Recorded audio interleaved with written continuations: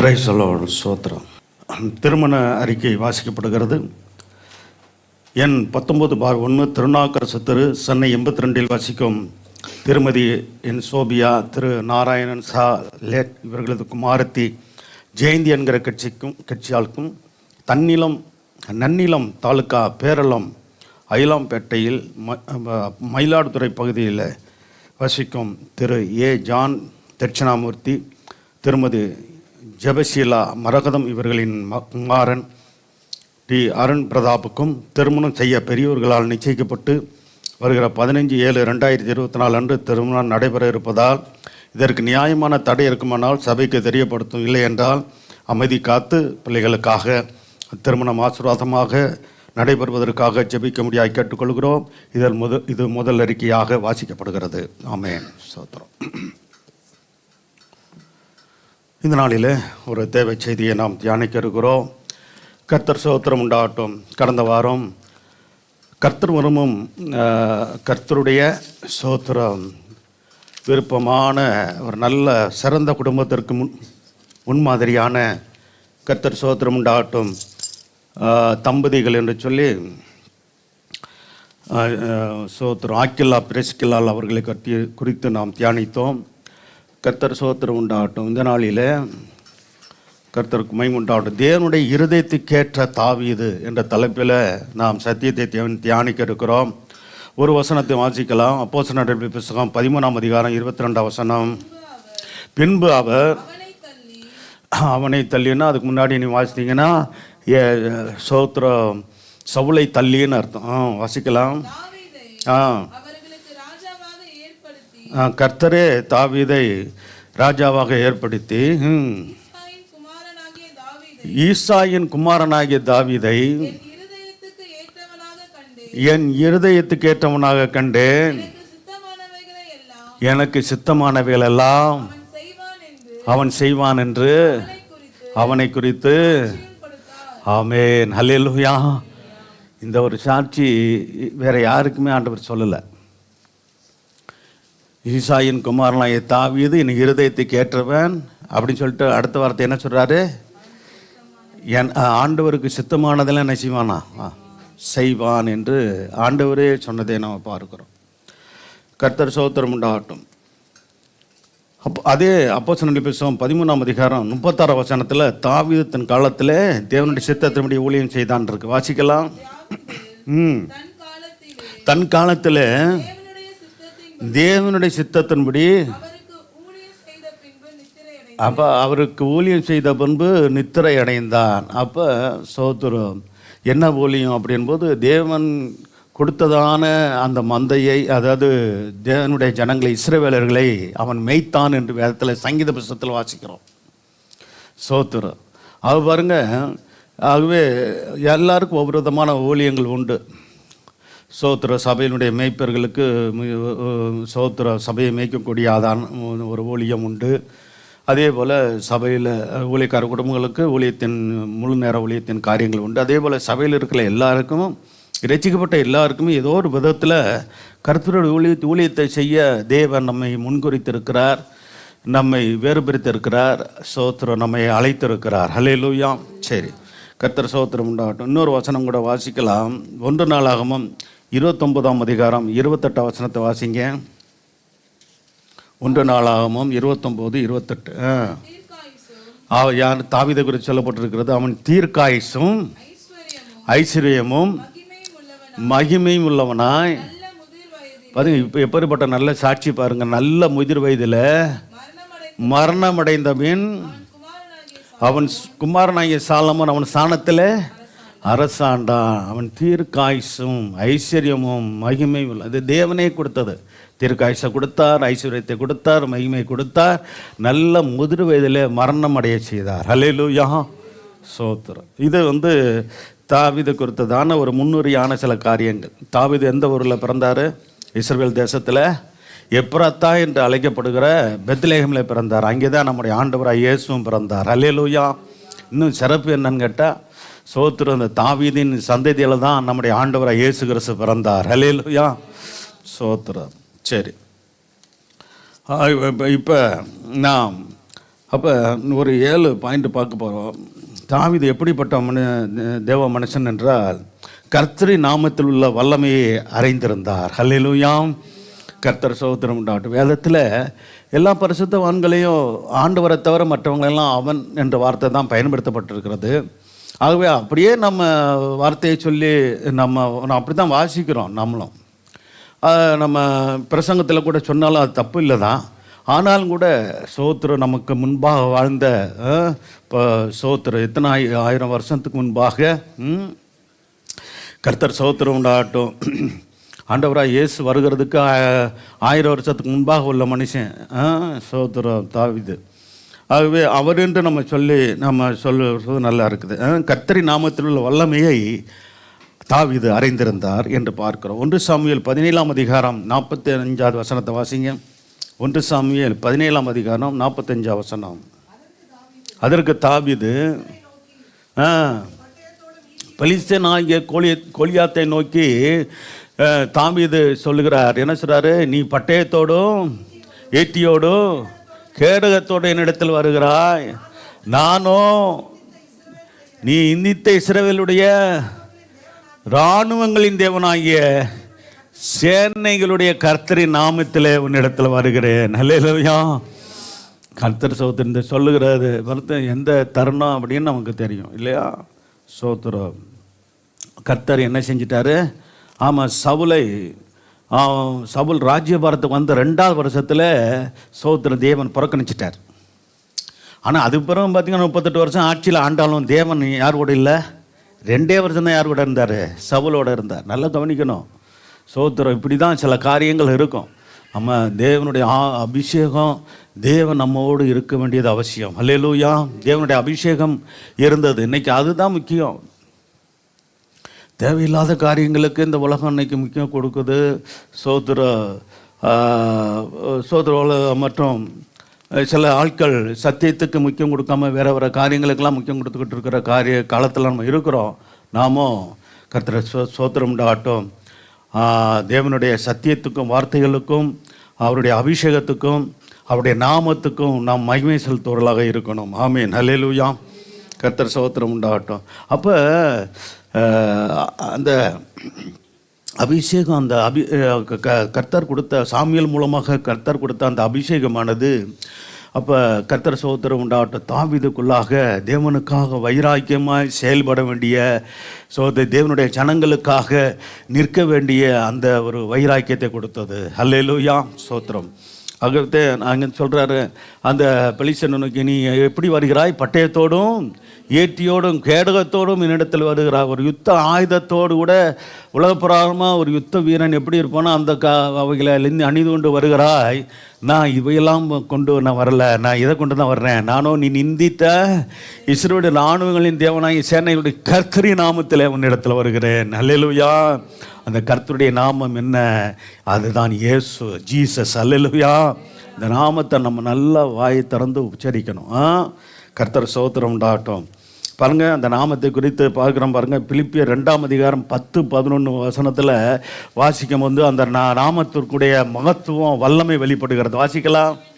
இயேசுவின் நாமத்தில் வானோர் 3 விதமான கூட்டங்கள். வானோர் அப்படின்னா பரலோகத்தில் உள்ளவர்கள்னு அர்த்தம், தூதர்கள் கூட்டம். வானோர் இயேசுவின் நாமத்தில் வானோர். அடுத்து பூதளத்துன்னு பூமியில் இருக்கிற எல்லா மனுஷர்களும் என்ன பண்ணணும்? அவர் நாமத்தை முன்பாங்க நம்முடைய முழங்கால்கள் முடங்கத்தக்கதான வல்லமை உள்ள நாமம். அல்லேலூயா. ஆமாம், முடங்கி அப்போ சோத்துரும். ஆமாம், வானோர் பூதளத்தோர். 2வது பூமியின் கீழே ஒரு கூட்டம் இருக்குது. பிசாசின் கூட்டம் நடுங்குது. ஆண்டவருக்கு முன்பாக முழங்கால் படிக்கிட்டு பார்த்தீங்கன்னா, பிசாசு படித்தவன் ஒருவன் அவருக்கு முன்ன முழங்கால் படிக்கிட்டு சோதர தாவீதின் குமாரன் எனக்கும் உமக்கும் என்ன என்று சோத்திரம் கேட்டான் என்று சொல்லப்பட்டிருக்கு. பாருங்கள், அப்படிப்பட்டதான வல்லமையுள்ள நாமம் நம்முடைய இயேசுவின் நாமம். அல்லேலூயா. கர்த்தர் சோத்திரம் உண்டாகட்டும். ஆகவே வாசிக்கலாம். முழங்கம் அடிக்கும். பிதாவாகிய தேவனுக்கு, ஆமாம் நல்லா கவனிங்க, பிதாவாகிய தேவனுக்கு மகிமையாக என்ன செய்யணும்? இயேசு கிறிஸ்து கர்த்தர் என்று நாவுகள் யாவும்.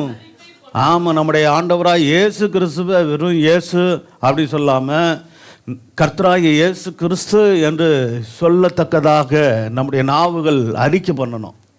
அதான் வேதம் சொல்லுகிற ஒழுங்கு. அப்படி சொல்லிட்டு தான் எல்லா நாமத்திற்கு மேலான நாமத்தை அவருக்கு தந்தளினார். ஹல்லேலூயா. சோத்ரம். அதுக்கு தான் Jesus name all above the எல்லா நாமத்துக்கு மேலான நாமம் என்று சொல்லி ஆங்கிலத்தில் சொல்லப்படும். சோத்ரம். அப்போ இன்றைக்கும் அதுதான் எல்லா நாமத்துக்கும் மேலான நாமம் நம்முடைய ஆண்டவராக இயேசு கிறிஸ்து உங்களுக்காக எனக்காக உலக இரட்சகராக வெளிப்பட்ட சோத்திரம், உங்களுக்காக எனக்காக ஜீவன் தந்த சோத்திரம், மனுக்குல விடுதலைக்காக ரட்சிப்புக்காக அந்த பூமிக்கு வந்து சோத்திர ரட்சிப்பை அருளிய நம்முடைய ஆண்டவராக இயேசு கிறிஸ்துவின் நாமம் எல்லா நாமத்திற்கும் மேலான நாமம். அல்லேலூயா. இன்னைக்கு இந்த நாமத்தில் வல்லமை இருக்கிறது. இந்த நாமத்துக்கு பிசாசு நடுங்குகிறது.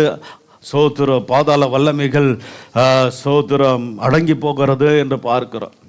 இந்த இயேசுவின் நாமத்தினால நாம் வியாதி சுகமாகிறது. இந்த இயேசுவின் நாமத்தினால் பிசாசுகள் ஓடுகிறது. இந்த இயேசுவின் நாமத்தினால வியாதிகள் சுகமாகிறது. கர்த்தர் சோத்திரம் உண்டாகட்டும். கர்த்தர் நல்லவர். ஹல்லேலூயா. அப்போ எல்லா நாமத்திற்கும் மேலான நாமம் தான் இந்த இயேசுவின் நாமம் என்பதை யார் அறிந்திருந்தா? தாவீது அறிந்திருந்தார்.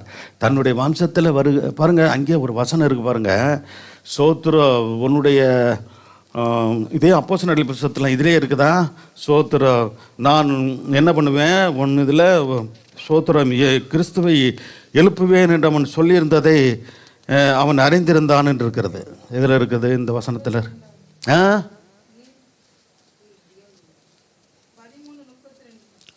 வாசிக்கலாம்.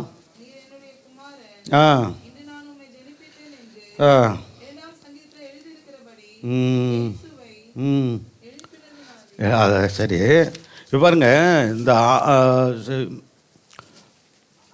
தாவீதை குறித்து பேதுரும் பிரசங்கம் பண்ணும்போது சொல்லுகிறார். அடுத்து யார் சொல்கிறார் தெரியுமா? ஸ்தேவானு சொல்லுகிறார். இந்த இவங்களுடைய பிரசங்கத்தில் தான் அதில் வரும் பாருங்க.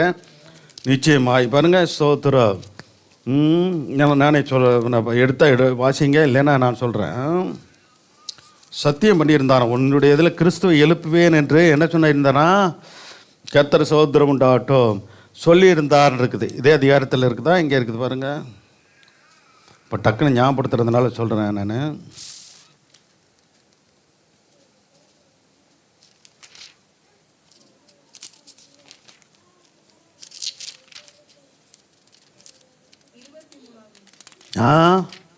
எங்கே எதில்?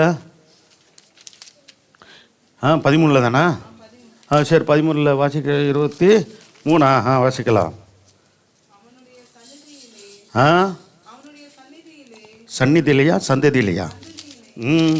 அது ரெண்டுக்கும் வித்தியாசம் இருக்குல்ல. சரி, வாசிக்கலாம்.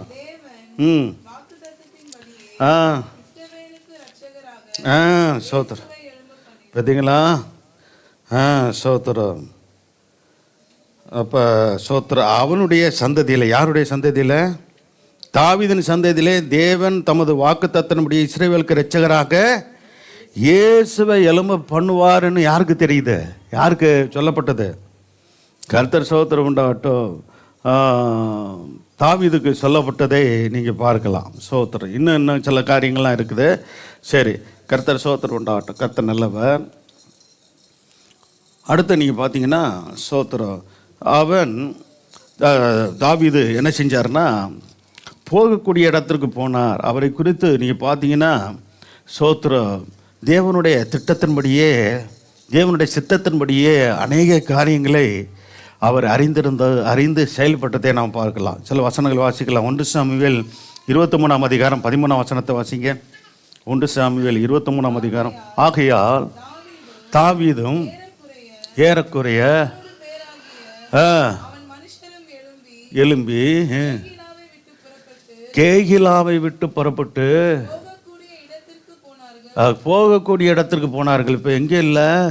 தாவீது இஸ்ரவேல் தேசத்தில் இல்லை, இருக்க முடியல. சவுல்னாலே துரத்தப்பட்டு பல இடங்களுக்கு அலைந்து தெரிய வேண்டிய ஒரு சூழ்நிலை. தொடக்க காலத்தில் படாத பாட்டை சொல்லுவாங்களே, படாத பாடுபட்டேன்னு ஒரு சிலர் சொல்லுவாங்களே, அப்படிப்பட்டதான் நிலவரம் தான் தாவீதுக்கு இருந்தது. வாசிக்கலாம். உடனே தாவீது கைகிலாவில் இருந்து தப்பி போனான் என்று அறிக்கைப்பட்டு தான் புறப்படுகிறதை ஆமாம், ஒரு மனுஷனை பிடிக்க தாவீதை கொண்டு போடணும் என்று சோத்திரம் 3000 பேரை எடுத்துக்கொண்டு போன ஒரு பொறுப்பற்ற ஒரு ராஜா தான் யார்? ஆமாம், சவுல். நல்லங்க, நீங்கள் சவுலை தேவன் தம்முடைய சித்தத்தின்படி கொண்டு வரல, அனுமதிக்கப்பட்ட சித்தத்தின்படி இஸ்ரவேல் ஜனங்கள் கேட்டார்கள் என்பதற்காக கர்த்தர் என்ன செஞ்சார்? ஆமாம், சவுலை கொடுத்தார், அவ்வளோதான். ஆனால் தேவ சித்தம் யார் தான் ராஜாவாக இருக்கணும்னு? தாவீது தான். அப்போ வேதத்தில் நல்லா தெரிஞ்சுக்கொள்ளணும். இதுக்கு பல அனுமதிக்க ஒரு நாள் கர்த்தர் சித்தமானால் எதெல்லாம் தேவ சுத்தம், எதெல்லாம் அனுமதிக்கப்பட்ட சித்தம்னு சொல்லி பலருடைய ஜீவியத்திலிருந்து நம்ம தியானிக்கலாம். சோத்திரம்.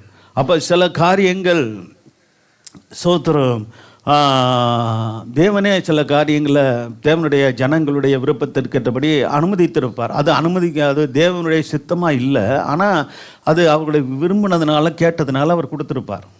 ஆனால் தேவனுடைய சித்தம்னே ஒரு பகுதி, முக்கியமான பகுதி இருக்குது. அந்த தேவனுடைய சித்தம் என்பது அது ஒரு நேர்த்தியாய் அமைந்த ஒரு காரியம். அல்லேலூயா, சோத்திரம். சரி, கர்த்தர் நல்லவர். வாசிக்கலாம்.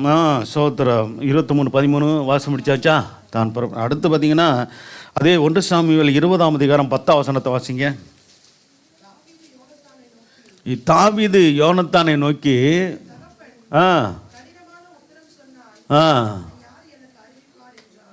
பார்த்தீங்களா, யோனத்தான் ஒரு உண்மையான ஒரு நல்ல நட்புக்கு அடையாளமானவன். இன்றைக்கும் அப்படிப்பட்ட நண்பர்கள் இருந்தால் நமக்கு நலம். அல்லேலூயா. எப்படிப்பட்ட நண்பர்கள் இருக்கணும்? ஆமாம், சோத்திரம். வேதத்தில் எப்படிப்பட்ட நண்பர்கள் இருக்கணும் என்பதற்கா இவங்க அடையாளம், எப்படிப்பட்ட நண்பர்கள் இருக்கக்கூடாது என்பதற்கும் சில பேர் அடையாளமாக பைபிளில் இருக்காங்க. சரி, இங்கே தாவீது யோனத்தான் 2 பேரும் எப்படிப்பட்ட உண்மையான நல்ல நட்பு, நல்ல நண்பர்களுக்கு அடையாளமாக இருக்கிறாங்க. அப்படிப்பட்டவர்களாக சபைக்குள்ளாக இருக்கிற பிள்ளைங்க, கர்த்தருடைய பிள்ளைங்க ஒரு உண்மையான ஒரு நட்போடு கூட அதே சமயத்தில் அப்படி இருக்கணும். இப்போ மகன்கள், அவங்க வாலிப பிள்ளை ஆண் மகன்கள் வாலிப ஆண் பிள்ளைகளோடு கூட அந்த நட்பை பாராட்டுங்க. அதே போல் வாலிப பெண் பிள்ளைங்க உங்கள் வயதில் உள்ள சபையில் இருக்கிற பிள்ளைகளோடு கூட நல்ல சோத்திரம், நல்ல உண்மையான அந்த நட்பை வைத்துக்கொள்வது நம்முடைய ஊழியத்துக்கு நல்லது. அல்லேலூயா. தேவனுக்கு பிரியமாகவும் இருக்கும். கர்த்தருக்காக இணைந்து செயல்படுறதுக்கு அதெல்லாம் அவசியம். சகோதரர். அதே போல் சபைக்குள்ளாக சகோதரர்களுக்குள்ளாக நல்ல நட்பையும், சகோதரிக்குள்ளாக நல்ல நட்பையும் நீங்கள் வளர்த்து கொள்வது அவசியம். அல்லேலூயா. ஆமாம், சகோதரர். அப்போ ஊக்கமாக அன்பு கூறுங்கள் ஒருவருக்கொருவர் என்றெல்லாம் வேதம் சொல்லுகிறது. கிறிஸ்துவின் அன்பை வெளிப்படுத்துங்கள் என்று வேதம் சொல்லுகிறது. அப்போ அப்படியாக இருப்பது நமக்கு சகோதர சபைக்கு நல்லது. அது உங்களுடைய ஆவிக்குரிய ஜீவியத்துக்கும் ஒருத்தருக்கு ஒருத்தர் ஒத்தாசையாக இருக்கும். சோதரம். அது உலக மக்களில் சில பேர் நல்லவர்களாக இருக்கிறாங்க, இல்லைன்னு சொல்ல முடியாது. ஆனால் அநேகர் அப்படி இல்லை. சோதரம் நல்லவர்களாக இல்லை. சோத்திரம். அப்படிப்பட்ட சூழ்நிலையில் நம்ம ஞானமாய் கவனமாய் நம்ம இருக்க வேண்டியது அவசியம். சோத்திரம். 1 சாமுவேல் 18ஆம் அதிகாரம் 11ஆம் வசனம்.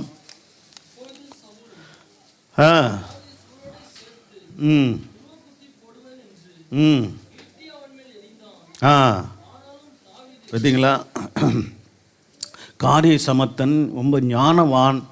சோத்திரம். அப்படி இருந்ததுனால சோத்திரம் அங்கே அரண்மனையில் ராஜாவோடு கூட இருக்க முடியாத அழைப்பை பெற்றவன் யார் ஒரு நேரத்தில்? ஆமாம், தாவீது. இன்னும் சொல்ல போனால் அவர் மகளையே கொடுத்துருந்தார். அப்போ இப்படிப்பட்ட சூழ்நிலையில் சோத்திரம். அதற்கு முன்பாக நீங்கள் பார்த்தீங்கன்னா, அப்போ தேவன் சவுலை விட்டு விலகின பிற்பாடு என்ன ஆவி பிடிச்சிருச்சான்? ஆமாம், அலக்களிக்கிற ஆவியானது சவுலை பிடித்து கொண்டது. அப்போ பாருங்கள், சோத்திரம். தேவனுடைய ஆவியானவர் யார்கிட்ட போயிட்டார்? சோத்திரம். தாவீதின் மேலே தங்கினார். ஆனால் சவுலுக்குள்ளாக எப்படிப்பட்ட ஆவி போராடுது பார்த்தீங்களா? பொல்லாத ஆவி போராடுதுன்னு. அப்போ தான் சொல்லப்பட்டிருக்கிறது என்ன பண்ணது? சோத்திரம். அப்போ ஒரு அபிஷேகம் நிறைந்த ஒரு தேவனுடைய மனுஷன் இப்போ சோத்திர அந்த இசை வாசித்து பாடும்போது என்ன உண்டாகுது? விடுதலை உண்டாகிறது. அல்லேலூயா. சோத்திரம். அங்கே வந்துக்கிட்டு என்ன பண்ணலை சவுல்? ஆமாம், அவங்க மாமாவுக்கு முன்னால் டான்ஸ் ஆடிக்கிட்டு இருக்குல்ல, என்ன பண்ணார்? இசை வாசித்து. ஆமாம், சோத்திரம். அபிஷேகத்தில் நிறைந்து அந்த இசை வாசிக்கும்போது கர்த்தருடைய வல்லமை வெளிப்பட்டு விடுதலை கிடைச்சிச்சு. அல்லேலூயா. டான்ஸில் ஒன்றும் வேலைக்கு ஆகாது. சோத்திரம் ஒரு ஆள் இப்போ புதுசாக வந்திருக்கிறவனா சோத்திரம் பாருங்கள், இந்த இதில் பார்க்கும்போது எப்படி இருக்குன்னு பாருங்கள். விடுதலை நாயகன் வெற்றியை தருகிறார். எப்படிப்பட்ட பாட்டு தெரியுமா? அந்த பாட்டை சடுகுடு ஆடிக்கிட்டு இருக்கேன் எங்கே மேடையில் பாட்டு பாட சொன்னால் ஒரு பக்தியோடு பயத்தோடு எப்படி வேதம் சொல்லுது தெரியுமா? கர்த்தரை ஆராதிக்கணும், பரிசுத்த அலங்காரத்தோடனே கர்த்தரை தொழுது கொள்ளுங்கள். எப்படி ஆராதிக்கணுமா? இன்னொன்று என்ன சொல்லப்பட்டிருக்கிறது? அசைவில்லா ராஜ்யத்தை பெறுவர்களா நாம் என்ன செய்யணுமா? பயத்தோடும் பக்தியோடும் கர்த்தருக்கு பிரியமான ஆராதனை செய்யணுமா? இங்கே இருக்குது, எபிரேயர் புத்தகத்தில் இருக்குது. இன்றைக்கி என்னது கள்ள ஆராதனை வந்துடுச்சு. என்னது? நடன ஆராதனை.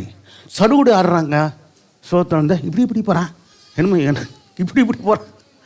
சோத்திரம் பெருசுகள் பெரியவர்கள்லாம் பின்னாடி உட்காந்துருக்குறாங்க. தலையில் தட்டி உட்கார்றான்னு என்ன பண்ணணும்? அவனை அடித்து உட்கார வைக்கணும். அப்படிப்பட்ட ஆளுகளெல்லாம். ஆமாம், சோத்திரம். இவன் ஒரு ஆள் சோத்திரம். புது பேர்லாம் இவாஞ்சலிஸ்ட்னு போட்டுக்கிறானுங்க. திடீர்னு என்ன பண்ணுறானுங்க? அப்போஸ்தலன் பேர் போட்டுக்கிறானுங்க இஷ்டத்துக்கு. சோத்திரம். அப்போ பாருங்க, வந்த வசனம் பேசணும். அதாவது ரட்சிக்க வல்லமை உள்ள கர்த்தருடைய வசனம்தான் சோத்திரம் இன்னைக்கு பிரசிங்கப்பட வேண்டியது. ஹல்லேலூயா. ஜனங்களை சோத்திரம் தேவனுக்கேற்ற விதமாய் மனவாட்டி சபையாய் உருவாக்கக்கூடிய ஆவிக்குரிய சத்தியங்கள் தான் சபையில் போதிக்கப்படணும். ஹல்லேலூயா. மற்றதெல்லாம் வீணான காரியம், மற்றதெல்லாம் எல்லாமே வேஸ்ட்டு. சோத்திரம். பாருங்க, சோத்திரம். அப்போ பாருங்க, அந்த அபிஷேகம் நிறைந்த அந்த பாடல்கள், அபிஷேகம் நிறைந்த பாடல்களை தான் இன்னைக்கு சங்கீத புத்தகத்தில் இருக்குது. பெரும்பாலான பாடல்களை எழுதினது யார்? தாவீது. அப்போ அந்த பாடல்கள் மூலமாக இன்றைக்கி அநேக பரிசுத்தவான்கள் ஃபாதர் முதற்கொண்டு அநேக பாடல்கள் பாருங்கள் இன்றைக்கும் ஜனங்களை விடுதலையாக்கக்கூடிய வல்லமை உள்ளதாக இருக்கிறது. ஆகவே அது முக்கியம். கர்த்தர் எது வசனம், கர்த்தருடைய வார்த்தை, அதில் தான் வல்லமே இருக்க தவிர மற்றபடி வீணான காரியங்களுக்கு நேரத்தை செலவு பண்ணவே கூடாது. ஹல்லேலூயா. ஆமாம், சோத்திரம். அப்போ அப்படிலாம் இன்றைக்கி கடைசி காலத்தில் நம்ம கவனமாக இருந்து நம்ம காத்துக்கொள்ளணும். சோத்திரம். கர்த்தர் நல்லவர். சரி வாசிங்க. அப்பொழுது சவுல் தாவீதை சுவரோடு சேர்த்து உருவ குத்தி போடுவேன் என்று ஈட்டி அவன் மேல் எறிந்தான். ஆனாலும் தாவீது விலகி என்ன செஞ்சாரான்? 2 தரம் அவனுக்கு தப்பினான். அப்படி சொல்லப்பட்டிருக்கு. பார்த்தீங்களா? அப்போ தேவனுடைய இருக்கிற அவனுக்கு தாவீதுக்குள்ளே இருந்த அந்த அபிஷேகம், கர்த்தருடைய வல்லமை, ஆவியானவர் கூட இருந்தபடினாலே, தேவன் அவரோடு கூட இருந்தபடினாலே சோத்திரம் எல்லா ஆபத்துக்கும் விலக்கி, நாச மோசத்துக்கும் விலக்கி தேவன் பாதுகாத்தார். ஹல்லேலூயா. இது பரிசுத்தம் இருக்குதா, அபிஷேகம் இருக்குதா, இதைத்தான் பார்க்கணும். இன்னைக்கு எது முக்கியம்? சபைக்கு வருகிற ரட்சிக்கப்பட்ட ஜனங்களுக்கு முக்கியமானது என்னது? ஆமாம், சத்தியம் இருக்கணும், சோத்திரம் அபிஷேகம் இருக்கணும், பரிசுத்தம் இருக்கணும், சோத்திரம் விசுவாசம் இருக்கணும், தேவ பயம் இருக்கணும், தேவ பக்தி இருக்கணும். ஹல்லேலூயா. தேவ பக்தி, தேவ பயத்தோடு கூட தான் கர்த்தரை ஆராதிக்கணும்னு இருக்குதுங்க. ஆமாம், சோத்திரம். அதனால் அதுக்கு தான் சில ஆட்களெல்லாம் நாங்கள் வெளியே இருந்து கொண்டு வர்றதுக்கு பயமாக இருக்குது. சோத்திரம். சில யங்ஸ்டர்லாம் கொண்டு வர்றதுக்கு சில சோத்திர பயன்படுத்தலாம். சரி, இப்போ வாலிப பிள்ளைகளை பிரயோஜனமாக இருக்குன்னு பார்த்தா கெடுத்துட்டு வாங்க போட்டிருக்கு அப்படிப்பட்ட ஆட்கள்லாம். அதனால் இப்போ நம்ம கூப்பிட்றதுக்கு பயமாக இருக்குது, கூப்பிட்றதில்ல. சோத்திரம். போதும் தானே, நான் கொடுக்குற செய்தி உங்களுக்கு பிரயோஜனமாக இருக்குல்ல? சும்மா வெளியாளுகளை கொண்டு வந்து உங்களை கெடுக்கிறதுக்கு எதுக்கு பண்ணணும்? ஆமாம், உண்மையை சொல்கிறேன். இன்றைக்கி சபை நடத்துகிற ரொம்ப கஷ்டமாக இருக்குது. சோத்திரம். கொண்டு வந்து ஜனங்களுக்கு ஒரு காலத்தில் ஒரு 70 அப்படி சில பால்கெல்லாம் ஆளுக்கு இருந்தாங்க. நல்ல கர்த்தருக்கு வைராக்கியமாக அபிஷேகம் பெற்று நல்ல சத்தியத்தை சுவிசேஷத்தை சொல்லி நல்ல சத்தியத்தை போதித்து சோத்திரம் வைராக்கியமாக அபிஷேகத்தை நடத்தினவங்களாம் இருந்தாங்க. சோத்திரம். இன்றைக்கி பார்த்தீங்கன்னா யாரை கொண்டு வந்து என்ன பண்ணுறது அப்படின்னு இல்லை, சொல்லலாம். சோத்திரம் குத்தாட்டம் ஆடுற ஆளுங்க நிறையா பெருகிட்டானுங்க. அதனால் சோத்திரம். ஆமாம், பரிசுத்தம் போச்சு. பெரிய இன்றைக்கி ஊழியக்காரங்களாம், சபை நடத்துகிற ஊழியக்காரங்களாம் வேதனைப்படுறாங்க. சோத்திரம். பிசாசுடைய தந்திரம் இது, வஞ்சகம் என்பதை நம்ம அறிஞ்சு கொள்ளணும். சோத்திரம். கர்த்தர் நல்லவர். சரி, அடுத்து பார்த்தீங்கன்னா 2 சாமுவேல் 16ஆம் அதிகாரம் 31 வசனம்.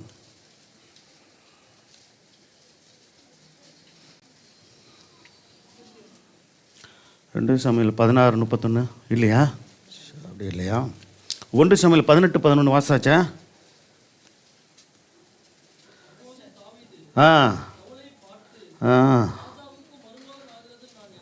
எம்மாத்திரம் நான் ஜீவனை எம்மாத்திரம்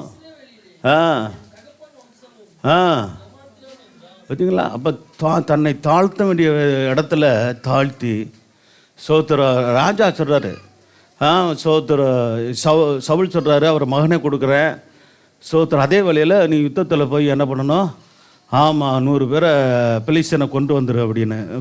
அவன் 300 பேரை நெருக்கி என்ன பண்ணிட்டான், கொண்டுட்டு வர்றதை பார்க்குறோம். சோத்திரம். அது என்ன அவனுடைய நோக்கம் என்ன தெரியுமா? அவனுக்கிட்ட சிக்க வச்சு அவனுக்கு பெலிஸ்தன் கையால் இறந்துடணும். யார்?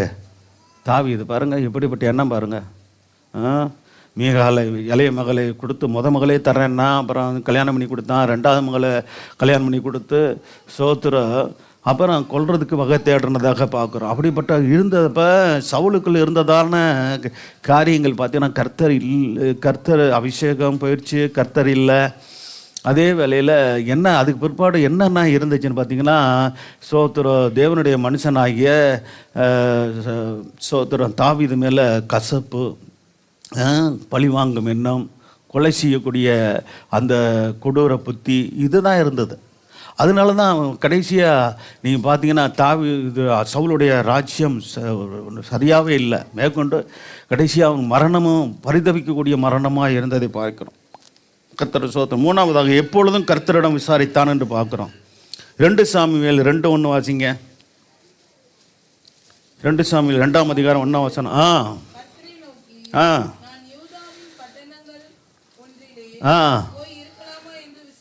விசாரித்தான். அதற்கு கர்த்தர் போ என்றார். எவ்விடத்துக்கு போகலாம் என்று தாவீது கேட்டதற்கு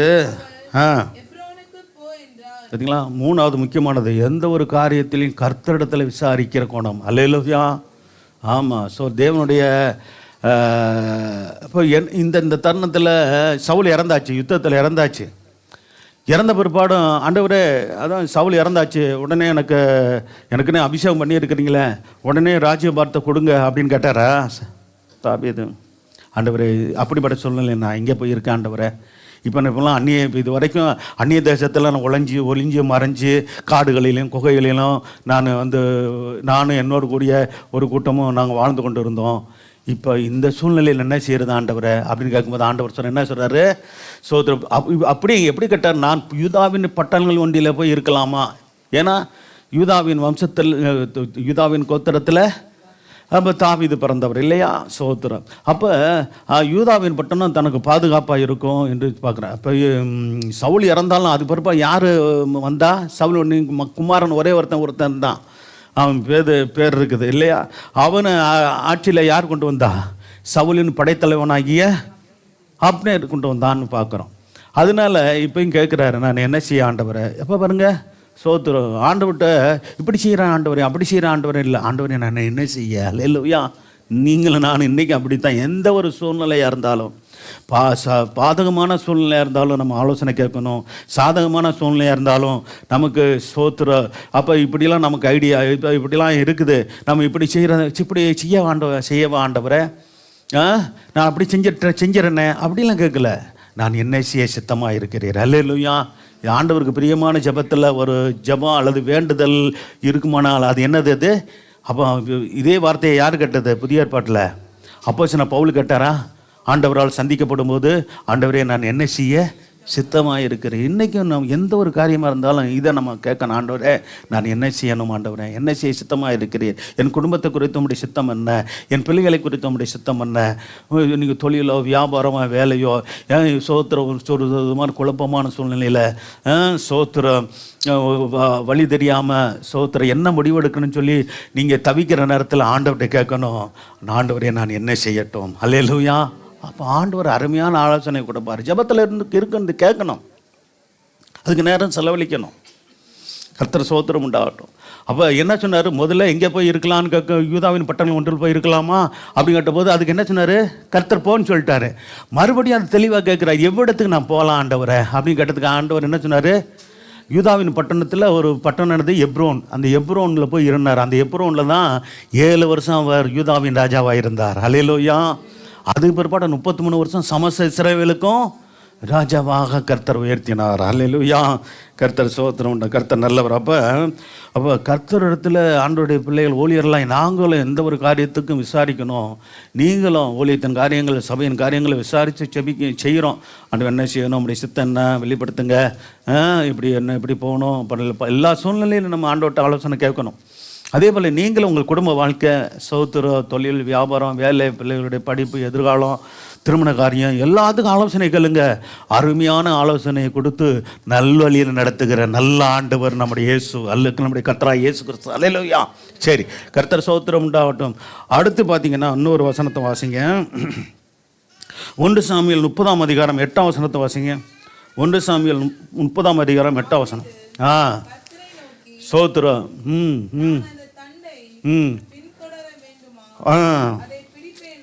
எப்படிப்பட்ட சூழ்நிலை தெரியுமா?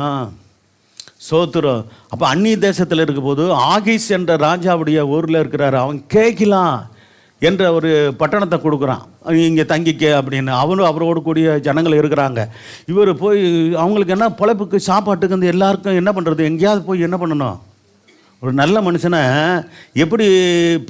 இப்படியெல்லாம் தொல்லை கொடுத்து இந்த சவுல் பண்ண வேலை, அவன் என்ன அப்படிப்பட்ட சூழ்நிலையில் என்ன தான் பண்ணிக்கிட்டு இருந்தாப்புல.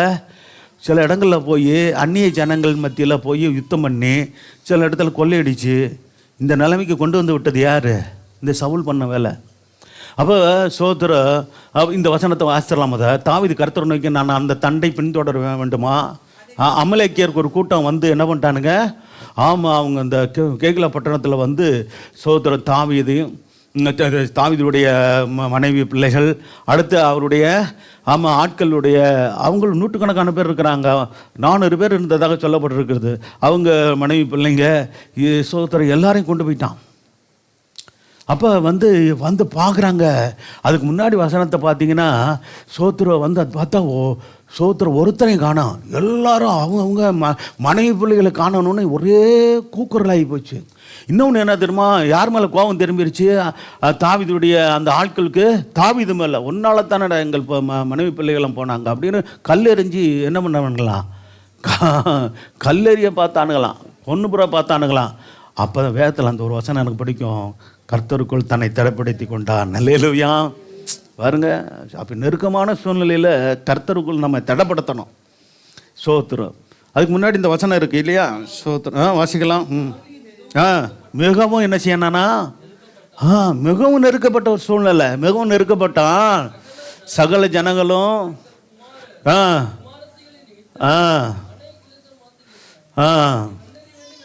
சொல்லி கொண்டார்கள், தாவீது தன் தேவனாய கர்த்தருக்குள்ளே. இன்னொரு வசனம் அதுக்கு மேலே இருக்குதா பாருங்க. அதாவது தங்களுக்கு பலனில்லாத போக மட்டும் அழுதாங்களாம். எப்படி? அதுபடிப்பட்டதான ஒரு நெருக்கமான சூழ்நிலையில் தாவீதும் அவனுடைய ஆட்களும் பலனில்லாமல் போக வரைக்கும் அழுகிறாங்க. ஐயோ போச்சு, அந்நிய தேசத்தில் இருக்கிறோம், இப்போ என்ன எங்கே எப்படி யார் கொண்டு போனாங்கன்னு தெரியலையே. ஆனால் என்ன ஒரு செஞ்சானா, கர்த்தர் என்ன பண்ண விடல, கொண்டு போக அனுமதிச்சாரை தவிர ஒருவரையும் கொலை செய்ய விடலை. அல்லேலூயா. தாவீதுடைய மனைவி பிள்ளைகளையோ அல்லது தாவீதுடைய அவருடைய ஆட்களுடைய மனைவி பிள்ளைகளையோ ஒருத்தரையும் கொலை செய்ய விடலை. சோத்திரம். அங்கே இருக்கிற பட்டணத்தில் என்னென்ன கிடைச்சதோ சுருட்டிக்கிட்டு வேறங்க மற்ற இடத்துல கொட்டலை அடிச்சுட்டு வரானுங்க. அந்த நாட்கள் அப்படி தான். தாவீதுக்கு அந்த நிலையை கொண்டு வந்து விட்டது யார்? சவுல். சோத்திரம். அப்போ அதுக்கு முன்னாடி உள்ள வசனம் 4ஆம் வசனம் என்ன சொல்லப்பட்டிருக்குது? ஜனங்களும்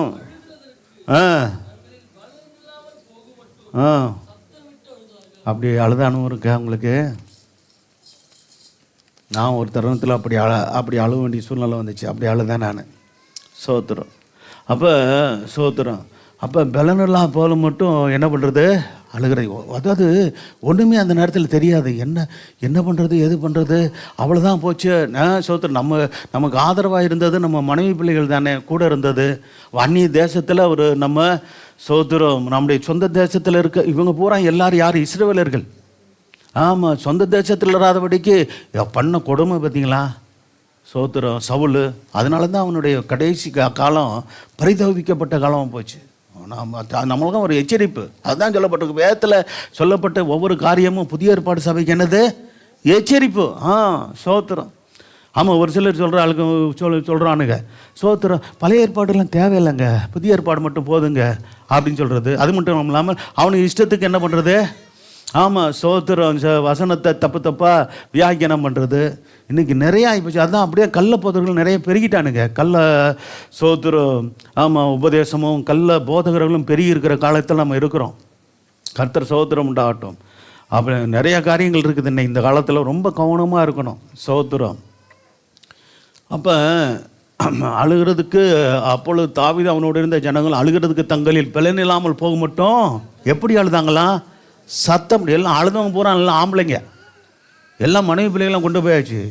பலனெல்லாம் போக மட்டும் அப்போ எவ்வளோ நேரம் அழுதுருக்காங்கன்னே தெரில. பார்த்தீங்களா சோத்திரம். சரி, அப்படிப்பட்ட சூழ்நிலையில் கேட்கும்போது தான் அந்த தண்டை மறுபடியும் போடலாம் இந்த வசனத்தை. தண்டை பின்தொடரலாமா என்று கேட்டதுக்கு என்ன சொன்னாங்க,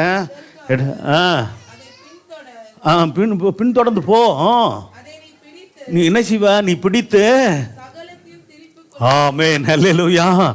சகலத்தையும் தாவீதே நீ திருப்பி கொள்வாய். ஆமென், அல்லேலூயா. அவன் பின்தொடர்ப்பா, அதை பிடிச்சு கொள்வ. சோத்திரம். அதோடு கூட மூணாவது என்னது, சகலத்தையும். ஆமாம், என்ன நடந்தது தெரியுமா, கொண்டு போனது மட்டும் இல்லை, வேற எங்கேயும் கொள்ளையடிச்சிட்டு கொண்டு வந்தானுங்களே, அதுலேயும் ஒரு பெரிய கொள்ளைகள் சோத்திரம் சேர்ந்து சோத்திரம் ரொம்ப சந்தோஷப்பட்டாங்கன்னு சொல்லி இருக்கிறது. கர்த்தர் சோத்திரம். சரி, அந்த இடம் இந்த காரியங்கள்லாம் நீங்கள் பார்த்தீங்கன்னா 1 சாமுவேல் 30ஆம் அதிகாரம் இப்போ 1-2 வாசிங்க. இது ஒரு முக்கியமான ஒரு பகுதி. நீங்கள் இப்போ நம்ம இந்த 7 பாயிண்ட்டை பார்த்தீங்கன்னா தாவீதின் ஜீவிதத்தில் நடந்த முக்கியமான சம்பவங்கள் நீங்கள் அறிஞ்சு கொள்ளலாம். எவ்வளோ இன்னும் இருக்குது. இப்போ தாவீதின் காரியங்கள்லாம் நிறையா வேதத்தில் இருக்குது, சங்கீத புஸ்தகத்தில் இருக்குது, அங்கே 4ஆம் புஸ்தகம், கர்த்தர் சோத்திரம் உண்டாகட்டும், சாமுவேல் புஸ்தகம், ராஜாக்கள் புஸ்தகத்தெல்லாம் தாவீது குறித்து நல்லா சொல்லப்பட்டிருக்குது. வாசிக்கலாம். தாவீதும் அவன் மனுஷரும் 3ஆம் நாளிலே எது ஊரை விட்டு புறப்பட்டு போய் 3ஆம் நாளில் வர்றாங்க. அப்போ சிக்லாக்கு அந்த இடத்துக்கு பேர் வந்து சேர்றதுக்குள்ளே அமலேக்கியர் நல்லா தெரிஞ்சுக்கொள்ளணும். ஆண்டவர் அந்த ஒரு கூட்டத்தாரை தான் என்ன சொன்னார், வானத்தின் கீழே ஒருத்தன் இருக்கக்கூடாதுன்னு சொல்லப்பட்ட. ஏன்னா அந்தளவுக்கு கொடூரமான ஆட்கள் அவனுங்க. அப்பாவி ஜனங்களை கூட துணிகரமாக வெட்டி கொலை செய்கிறவனுங்க. சோத்திரம். இஸ்ரவேல் சோத்திரம் அமைதியாகி போய் கொண்டு இருந்த ஜனங்களை, இஸ்ரவேல் ஜனங்களை சோத்திரம் கானான் நோக்கி போய் கொண்டு இருக்கிற ஜனங்களை, சோத்திரம் பலவீனமானவர்களை, வயதானவங்களை வெட்டினது ஆண்டவர் வைத்து சோத்திரம் அவங்க எல்லாம் அப்படிப்பட்ட ஆட்கள் கொலை செய்யப்படணும்னு ஆண்டவர் சொன்னார். கமலேக்கியர் தென்புறத்து சிமியன் மேலும் சிக்லாக்கின் மேலும் விழுந்து சிக்லாக்கை கொள்ளையடித்து என்ன செஞ்சாங்களா. ஆமாம் சோத்திரம். பாருங்கள், எல்லா அங்கேருந்து இருக்கிறத கொண்டு போயிட்டு அக்கனியால் சுட்டரிச்சு போயிட்டானுங்க வீடெல்லாம். சரி, அடுத்த வசனம் 2வது. அதிலிருந்து ஸ்திரீகளாகிய சிறியவர்களையும் பெரியவர்களையும் சிறைப்பிடித்து, அதான் பாருங்க, ஒருவரையும் கொண்டு போடாமல் அவர்களை பிடித்து கொண்டு தங்கள் வழியே. அப்போ என்ன சம்பவம்னு பார்த்தான் கர்த்தர். அதே மாதிரி நீங்கள் அந்த பின்னாடி வாசி பார்த்தீங்கன்னா சோத்திரம் ஆண்டவர் சொன்னபடியே போய் பின்தொடர்ந்தாங்க, பிடித்தாங்க, சகலத்தையும் திருப்பி கொண்டு வந்தாங்க. அல்லேலூயா. தாவீது சகலத்தை திருப்பி கொண்டு சந்தோஷத்தோடு ஆண்டவருக்கு நன்றி சொல்லி திரும்பி வந்ததெல்லாம் வேதத்தில் இருக்குது, பார்த்துக்கொள்ளுங்க. அடுத்த 2 சாமுவேல் 21:1 வாசிங்க. 2 சாமுவேல் 20. தாவீது நாட்களில் 3 வருஷம் ஓயாத பஞ்சம் உண்டாயிருந்தது. விசாரித்தான். கிபியோனியரை கொண்டு போட்ட சவுலுக்காகவும் பாருங்க சோத்திரம். தாவீது இப்போ ராஜாவாக ஆயாச்சு. அப்போ தாவீது நாட்கள் 3 வருஷம் என்னாச்சு, ஓயாத பஞ்சம் வந்துருச்சு. அப்போ சோத்திரம் என்னன்னு ஒன்றும் புரியல ஆண்டவர். அப்போ இப்போயும் ஆண்டவர்கிட்ட போய் கேட்குறாரு.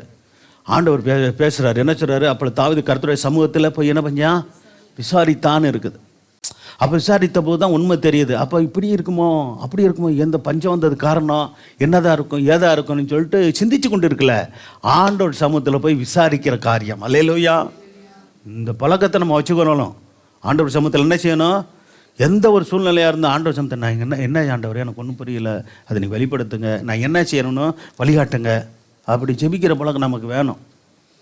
கர்த்தர் சோத்திரம். நாமாட்டும் ஒன்று சிந்திச்சு இப்படியா இருக்குமோ அப்படியா இருக்குமோ அப்படின்னோம்னா நமக்கு உண்மை தெரியாமல் போயிடும், நம்ம சிக்கல் நம்ம மாட்டிக்கிடுவோம். அப்போ பாருங்க தாவீது, இப்போ இது ஒரு 3 பாயிண்ட் தான் சொல்கிறேன், இன்னும் நிறைய சம்பவம் இருக்குது. இன்னும் பல யுத்தங்களை பார்த்தீங்கன்னா பெலிஸ்தரோட நடந்த யுத்தத்தில் என்ன செய்வார்? ஸோ அந்த பெலிஸ்தர் கூட நான் யுத்தம் பண்ணி ஜெயிப்பேனா? நீ போ, நான் ஜெயிக்க வைப்பேன்பாரு. சோதர் முன்னாடி போயிட்டு அப்படி ஜெபம் பண்ண, மறுபடியும் இந்த பெலிஸ்தர்கள் போரிட்டு வருவானுங்க. ஆண்டவர் இப்போ என்ன செய்யறது? மறுபடியும் கேட்பாரு சோதர், நீ முன்னாடி போவோம், பின்னாடி சுற்றி போவோம், அவனை போய் நீ முறியடிப்ப அப்படின்னு சொல்லுவார். தேவன்கிட்ட ஆலோசனை கேட்டு அது யுத்தம் பண்ணார். இல்லையா? இப்படி ஒவ்வொரு காரியமும் ஆண்டவர்கிட்ட கேட்டு நம்ம செய்ய பழகணும். தாவீது பெரிய ஜெயம் பெற்றவராய் மாறினார்னா காரணம் தேவனிடத்தில் விசாரித்த ஆலோசனை கேட்குற ஒரு பண்பு. ஒரு சிலர் நம்ம ஆண்டோடைய பிள்ளைங்க படித்து ஒரு கொஞ்சம் ஒரு இது பண்ணிட்டாங்கன்னா என்ன பண்ணுவாங்க? தாய் தப்பன்ட்ட கூட எதுவும் ஆலோசனை கேட்குறதில்ல. கேட்குறதுக்கு என்னது? நான் தான் படிச்சிருக்கேனே, நான் தான் வேலை செய்கிறேனே, சோதனை எனக்கு தெரியாதா அப்படின்னு ரொம்ப என்னம்மா இப்படி செய்யக்கூடாதுப்பா, இப்படி செய்யலாம்ப்பா, அப்படி செய்யலாம்னா எனக்கு எல்லாம் தெரியுமா, எல்லாம் தெரியும்ப்பா, நீங்கள் ஒன்றும் சொல்ல வேணாம் சோதனை அப்படின்ட்டுருவாங்கள. அப்படி எதுவும் சொல்கிறீங்களாப்பா? சொல்லாதீங்க, நல்லதில்ல. என்ன சொன்னாங்களா? அப்படியாப்பா, சரிப்பா, ஆனால் எனக்கு இப்படி செய்யலான்னு தோணுதாப்பா அம்மான்னு. இல்லைப்பா, இப்படி செஞ்சால் நல்லா இருக்குமா? அப்படியா? யோசனை பாருங்கள், ஜெபம் பண்ணி பாருங்கள், ஆண்டவர்கிட்ட கேட்டு பாருங்கள். ஸோ அப்பா அம்மா சொல்கிறது பல வேளைகளில் அது சரியாக இருக்கும். அதை நீங்கள் கை கொண்டா உங்களுக்கு ஆசீர்வாதமாக இருக்கும். அல்லேலூயா. ஆமாம். ஏன்னா ஒரு குறிப்பிட்ட இதுக்கு மேலே படிக்க வைத்து கொஞ்சம் வேலைக்கு போகிற வரைக்கும் பிள்ளைங்க பெற்றோர்கள் சொல்கிறதெல்லாம் பெரும்பாலும் கேட்பாங்க. அப்புறம் சம்பாதிச்சு கையில் காசு வந்த பிற்பாடு எனக்கு தான் எல்லாம் தெரியுதே, சம்பாதிக்கிறேன் கை நிறையா, சோத்திரம் அப்படிலாம் ஒரு எண்ணங்கள் வந்துடக்கூடாது. சோத்திரம் என்ன சூழ்நிலை இருந்தாலும் சோத்திரம் தாய் தகப்பனுடைய ஆலோசனை நமக்கு அவசியம். அல்லேலூயா. அதே மாதிரி ஊழியர்கிட்டையும் உங்களுடைய எல்லா வேலை ஸ்தலங்களில் பிரச்சனையோன்ற மற்ற காரியங்களோ ஊழியக்காரர்கிட்ட சொல்லி நீங்கள் ஜெபிச்சுக்கொள்ளணும். கர்த்தர் தேவனுடைய ஆண்டவருடைய சமூகத்தில் தினமும் உங்களுடைய காரியங்களை சொல்லி ஜெபிக்கும் போது அவங்களுக்கு ஜெப வேலையில் ஆண்டவருக்கு நல்ல ஆலோசனை கொடுப்பார். அல்லேலூயா. இப்படி செய் மகனே, இப்படி செய் மகளே. பெரியவர்களும் கொடுப்பார், பெற்றோர்களுக்கும் கொடுப்பார், பிள்ளைகளுக்கும் கொடுப்பார். இப்போ தாவீதெல்லாம் இப்படி பாருங்கள், எல்லா சூழ்நிலையும் ஆண்டவர்கிட்ட தான் போய் கேட்டு ஆலோசனை பெற்று ஜெயத்தின் மேல் ஜெயம். ஆண்டவர்கிட்ட ஆலோசனை கேட்டு அப்போ உறுதியில் கன்ஃபார்மாக ஆண்டவர் தெளிவாக சொல்லிடுவார். அப்போ தைரியமாக போவார், ஜெயந்தான். அல்லேலூயா. எல்லா காரியத்திலையும் ஜெயம். ஸோ தாவீது ஒரு இடத்துல தோற்றதாக இருக்குதா? கர்த்தர் சோத்திரம் உண்டாகட்டும். போகிற இடமெல்லாம் அவனுக்கு வெற்றி உண்டாயிட்டு. சோதர் கர்த்தர் அப்படி சொல்லி எங்கும் ஜெயம் அப்படின்னு சொல்லிட்டு இன்னொரு வார்த்தை பின்னாடி வரும். என்ன இருக்கு? தாவீதோடு கர்த்தர் இருந்தார். அல்லேலூயா. என்ன இருக்கணும்? யார் இருக்கணும் நம்மோட? கர்த்தர் நம்மோடு இருந்தாருன்னா நமக்கு என்னைக்கு ஜெயந்தான். அல்லேலூயா. அவன் கர்த்தர் உங்களோட இருக்கிறாரான்னு மட்டும் பாருங்க, கேளுங்க ஆண்டவர்கிட்ட. நீர் எப்போது என்னோடு இருங்க ஆண்டவரே, என் கூடவே இரும் ஓ இயேசுவேன்னு ஒரு பாட்டு இல்லை, நல்ல பாட்டை. ஆமாம், சோத்துரும். அப்போ நம்ம கூட இருக்குது. ஒரு சிலருக்கு பாருங்கள், சில நண்பர்கள் கூடவே இருந்தால் பெரிய பக்கவெல்லாம் நினைப்பாங்க. நல்ல நண்பர் இயேசு, அவர் எப்போதுமே நம்மோடு இருப்பாராக. அல்லேலூயா. ஆமாம், சோத்துரும். மற்ற நண்பர்களுடைய ஆலோசனை கூட ஒரு நேரம் சரியாக இருக்கும், ஒரு நேரம் பல வேளை தப்பாக போயிடலாம். ஆனால் ஆண்டவருடைய ஆலோசனை ஒரு நாளும் தப்பாது. அல்லேலூயா. 100% கரெக்டாக இருக்கும் ஆண்டவருடைய காரியம். அப்போ சொல்கிறாரு, தாவீது நாட்கள் 3 வருஷம் ஓயாத பஞ்சம் உண்டாயிருந்து. அப்போ தாவீது கர்த்தருடைய சமூகத்தில் விசாரிக்கிறார். முழங்கால் போட்டு, ஆண்டவரே என்ன செய்யுது, 3 வருஷம் பஞ்சமாக இருக்குதுப்பா. ஏன்னா நல்லா கவனிங்க, சோத்திரம் 3 வருஷம் பஞ்சம்னா ஒரு தேசத்தில் பயங்கர பாதிப்பு உண்டாயிரும். உணவு பஞ்சம் உண்டாயிரும். மழை பெய்யல 3 வருஷம். சோத்திரம். அப்போ ஆண்டவருடைய சமூகத்தில் தொடர்ந்து இப்படி இருக்கேன். அவர்லேருந்து 1 வருஷம் மழை பெய்யல, அடுத்த வருஷம் பெஞ்சிரும். சரி, 2ஆவது வருஷம் பெய்யல, 3ஆவது வருஷமாவது பெஞ்சிரும். இல்லை 3 வருஷமும் இல்லை. என்ன செய்யறது ஆண்டவரை, இப்படி இருக்குது. அப்போ தான் அதுக்கு காரணம் சொன்னார். ஆண்டவர் என்ன சொன்னார்? கர்த்தர் கிபியோனியரை கொண்டு போட்ட.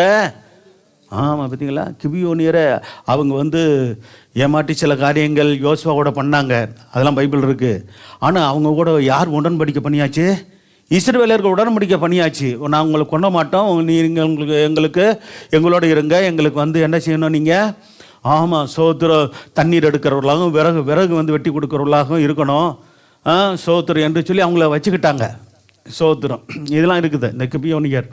அப்போ அவர் அந்த சோத்திர தேவனுடைய சமூகத்தில் அவங்க அந்த சம்மதம் அந்த காரியத்தில் ஒத்துக்கொண்டு செய்ததுனால, அவர்களோடு உடன்படிக்கை பண்ணதுனால, சோத்திர அவங்களை கொன்று போடுறதுக்கு கிபியோனியர் சிலரை கொண்டு போட்டான். யார்? சவுல். அது தேவனுடைய பார்வையில் குற்றமாயிருச்சு. இன்னும் சொல்லப்பட்ட இரத்த பிரியரான அவன் வீட்டாருக்காகவும் சோத்திரம். சவுல் எப்படிப்பட்ட மனுஷன்? இரத்த பிரியன். அல்லேலூயா, சோத்திரம். அதாவது தாவீது சோத்திரம் தன்னுடைய தேசத்துடைய ஜனங்களுடைய பாதுகாப்புக்காக சோத்திரம் மற்ற ஜனங்கள் மற்ற ராஜாக்கள் மூலமாக வந்த யுத்தத்தில் சோத்திரம் தேவனுடைய ஜனங்களுக்காக பட்சமாக இருந்து யுத்தம் பண்ணி சோத்திரம் ஜெயம் எடுத்தார். அப்போ யுத்தம்னா பல பேர் மறிக்க தான் செய்வாங்க. போன இடம்லாம் ஜெயம் உண்டாயிடுச்சுன்னா எப்படி அர்த்தம்? சத்துருக்களை வீழ்த்தி ஜெயம் எடுக்கிறதான். ஆனால் தாவீதை குறித்து வேதத்தில் எந்த இடத்துல இரத்த பிரியன்னு சொல்லப்படலை, நல்லா கவனிக்கணும். ஆனால் இவனை பற்றி என்ன சொல்லப்பட்டிருக்கிறது? ஏன்னா சோத்திரம் தாவீதுக்கு ஒரு ஆசாரியன் உதவி செஞ்சார்ன்றதுக்காக அவரை தேடி வந்து உதவி செய்யலை. சோத்திரம் அவருடைய பேர்களெல்லாம் வேதத்தில் இருக்குது இல்லையா? சோத்திரம். அப்போ தாவீதும் அவனோடு கூடிய சில ஆட்களும் சோத்திரம் தேசத்தை விட்டு என்ன பண்ணுறாங்க? இஸ்ரேல் தேசத்தை விட்டு அந்நிய தேசத்துக்கு போகும்போது பசி எடுக்குது. அப்போ சோத்திரம் ஒரு ஆசாரியனை பார்த்து உணவு ஏதாவது இருக்கான்னு, இல்லை அப்படின்னு. அப்போ அவங்க சொல்கிறாங்க, சோத்திரம் நேற்று வைத்த சோத்திரம் தேவனுடைய சமூகத்தில் வைத்த அப்பம் இருக்குது. அதாவது ஆசாரிப்பு கூடாரத்தில் தினமும் என்ன செய்யணும்? புது புது அப்பம் வைத்து கொண்டே இருக்கணும். அப்போ நேற்று அப்பம் இருக்குது அப்படின்னா அது நீங்களாம் சுத்தமாக இருந்தால் பரிசுத்தமாக இருந்தால் தானே சாப்பிட முடியும். அது ஆசாரியர்களுக்கு சாப்பிடக்கூடியது. நல்லா கவனிங்க, ஆசாரியருக்கு சாப்பிடக்கூடியது அது. அப்போ சொல்லும்போது அப்போ நான் பசிக்கு கேட்குறேன், நீங்கள் இன்றைக்கி வச்சதை நீங்கள் கொடுக்கக்கூடாது தெரியும், ஆனால் நேற்று வச்சதை நீங்கள் அதை கொடுத்தா ஒன்றும் தப்பாக இருக்காது அப்படின்னு கேட்கும்போது சோத்திரம் நீங்கள் சுத்தமாக இருந்தீங்கன்னா அதாவது பரிசுத்தமாக இருந்தீங்கன்னா அப்படின்போது இல்லை நாங்கள் பரிசுத்தமாக தான் இருந்தோம், 2-3 நாளாக அப்படி பரிசுத்தமாக தான் இருக்கிறோம் அப்படின்னு சொல்லி புரிஞ்சுக்கொள்ளுங்க நீங்கள். சோத்திரம் அப்படி பரிசுத்தமாக இருக்கிறோம் சொல்லி சரி அப்பான்னு சொல்லி அப்போ கொடுக்குறாரு. இதை கேள்விப்பட்ட சவுல் என்ன பண்ணுறான்? சோத்திரம் அந்த பிரதான ஆசாரியன், அந்த நாட்கள்லேருந்து பிரதான ஆசாரியனை கூப்பிட்றான். சோத்திரம் கூப்பிட்டு கேட்குறான். அப்போ ராஜாவே எனக்கு இந்த மாதிரி ஒரு அவசரமாக போகிறேன் சோத்திரம், அப்படி இருக்கிறனால எனக்கு கொஞ்சம் பசிக்கு நீங்கள் கொடுக்கணும் அப்படின்னு சொல்லி என்கிட்ட என்ன சொல்கிறாரு? ஆசாரியனா என்கிட்ட தாவீது கேட்டார். சோதர் நானாக போய் செய்யலை, அவரை கேட்டதுனால செஞ்சேன், நான் உதவி செஞ்சேன் அப்படின்னு உண்மையை சொன்னார். அப்போ நீயும் எல்லா ஆசாரியனும் கொல்லப்பட வேண்டும். கொடுத்தது யார்? ஒரே ஒரு பிரதான ஆசாரியன். ஆனால் அன்னைக்கு இருந்த எல்லா ஆசாரியர்களும் வர வச்சு ஏறக்குறைய 85 பேரையும் நம்ம கொண்டு போட்டான். யார்? ஊழியர்களை கொண்டு போட்டாங்க சவுல். அந்த இரத்த பலியை தான் சொல்கிறாரு. என்ன சொல்கிறாரு? இதைத்தான் சொல்கிறார், இரத்த பிரியரான அவன் வீட்டாருக்காகவும். ஆமாம், ஊழியர்களை பயிற்சிடக்கூடாது. நீங்கள் பயிற்சிங்கன்னா அது ஒரு இரத்த பலிக்கு சமானம். சோத்துரு. ஆமாம், அதே போல் ஆண்டவருடைய பிள்ளைகள் ஒருவருக்கொரு யாரையும் பார்க்காதீங்க, எல்லாரையும் நேசிங்க, எல்லாரும் அன்பாருங்க. சோத்துரு முடிஞ்ச வரைக்கும் எல்லாருக்கும் நம்ம நன்மை செய்வர்களாக இருப்போம். சோத்துரு நன்மை செய்ய முடியலன்னா அமைதியாக இருந்து தீமை செய்யாதாவது இருப்போம். அல்லேலூயா. நீங்கள் வேதத்தில் வாசித்து பாருங்கள்.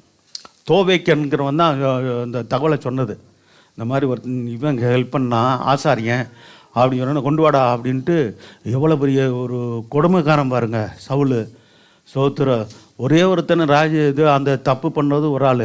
அவன் எல்லாம் ஆசாரியன் எல்லாம் கொண்டு வாடா சோத்திர கொண்டு வர சொல்லி அத்தனை பேரை 80 பேர் 85 பேரை கொல்ல வச்சான்னா அவன் தோவைக்கின்றவன் தான் கொள்கிறான். சோதர வேகத்தில் இருக்கிறதான் சொல்கிறேன். அப்போ பாருங்கள், சோத்திரம் இவன் நேரடியாக கொல்லலை, இன்னொருத்தனை அவன் ஒரு பொறுப்பில் இருந்தான், அவனை பொறுப்பனை நியமிச்சிருந்தான், அவனை கூட்ட எல்லாத்தையும் கொல்றா ஆசாரியன் இல்லை அப்படின்னு ஊழியக்காரில் கொல்ல வைக்கிற ஒரு ஆணவம் இருந்துச்சுன்னா பாருங்கள் எப்படிப்பட்ட மோசமான ஆள்னு பாருங்கள் சவுல். சோத்திரம் இரத்த பிரியரான் வீட்டருக்கு அது உண்டாயிட்டு என்றார். அதுக்கு என்ன செய்யணும் அப்படின்போது சோத்திரம் கேட்கும்போது அவங்க சொன்னாங்க, சில காரியங்கள் சொன்னாங்க. என்ன சொன்னாங்க? ஆமாம், சோத்திர சவுளுடைய அந்த பின்னடியாரில் ஒரு 7 பேரை மட்டும் எனக்கு கொடுங்க, அவங்கள கொன்று தூக்கில் மாட்டி விடுறோம், அதாவது இதில் கொண்டு போடுகிறோம், அதுக்கு ஆமாம் போதும் அப்படின்னு. அதே மாதிரி செஞ்ச பிற்பாடு மழை பெய்யுது பாருங்க. சோத்திரம் இப்படிலாம் இருக்குது. சவுளுடைய அந்த பின்னடியார் அவன் மனைவிக்கு சில மனைவிகள்லாம் இருந்தாங்களே, அதுக்கு அவங்க பிறந்த பிள்ளைகள்லாம் இருந்தாங்க. அதுங்களெல்லாம் சோத்திரம் அவங்கள தூக்கி போட்ட பிற்பாடு, அதாவது தூக்கில் தூக்கி போட்ட பிற்பாடு அந்த தேசத்தில் தேவன் என்ன செஞ்சார், மறுபடியும் மழை பெய்யவும் தேசம் இது சோத்திரம் செழிப்படையவும் கர்த்தர் உதவி செய்தாருன்னு இந்த சத்தியம் இருக்குது. இது வேதத்தில் நீங்கள் வாசி பார்த்துக்கொள்ளுங்க, எல்லாத்தையும் எனக்கு சொல்ல முடியாது. சரி, அடுத்து பார்த்தீங்க, தேவனாய் கர்த்தரிடத்தில் பயபக்திக்குரியவன். அல்லேலூயா. பயபக்தி இருந்துச்சு. ஆண்டவர் இடத்துல எப்படி இருக்கணும்? நமக்கு பயம் இருக்கணும், பக்தி இருக்கணும். சோத்திரம் ரெண்டும் இருக்கணும். கர்த்தர் சோத்திரம் உண்டாகட்டும். ஆகவே பயத்தோடும் பக்தியோடும் ஆராதனை, பயத்தோடும் பக்தியோடும் ஆண்டவருடைய சமூகத்தில் இருப்பது, பயத்தோடும் பக்தியோடும் சோத்திரம் சத்தியத்தை கேட்பது, பயத்தோடும் பக்தியோடும் சத்தியத்தை கை கொண்டு வாழ ஒப்பு கொடுப்பது. அல்லேலூயா. இது ரொம்ப முக்கியம். வாசிங்கள் 1 சாமுவேல் 24ஆம் அதிகாரம் 6வது வசனம் 7வது வசனம்.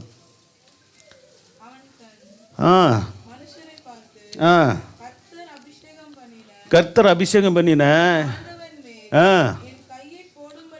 எப்படிப்பட்ட மனிதன்? யாரை சொல்கிறாப்புல? சவுலை சொல்கிறாப்புல. அவர் அபிஷேகம் போய் 38 வருஷம், மொத்தம் 40 வருஷத்தில் 2வது வருஷத்தில் என்னாச்சு?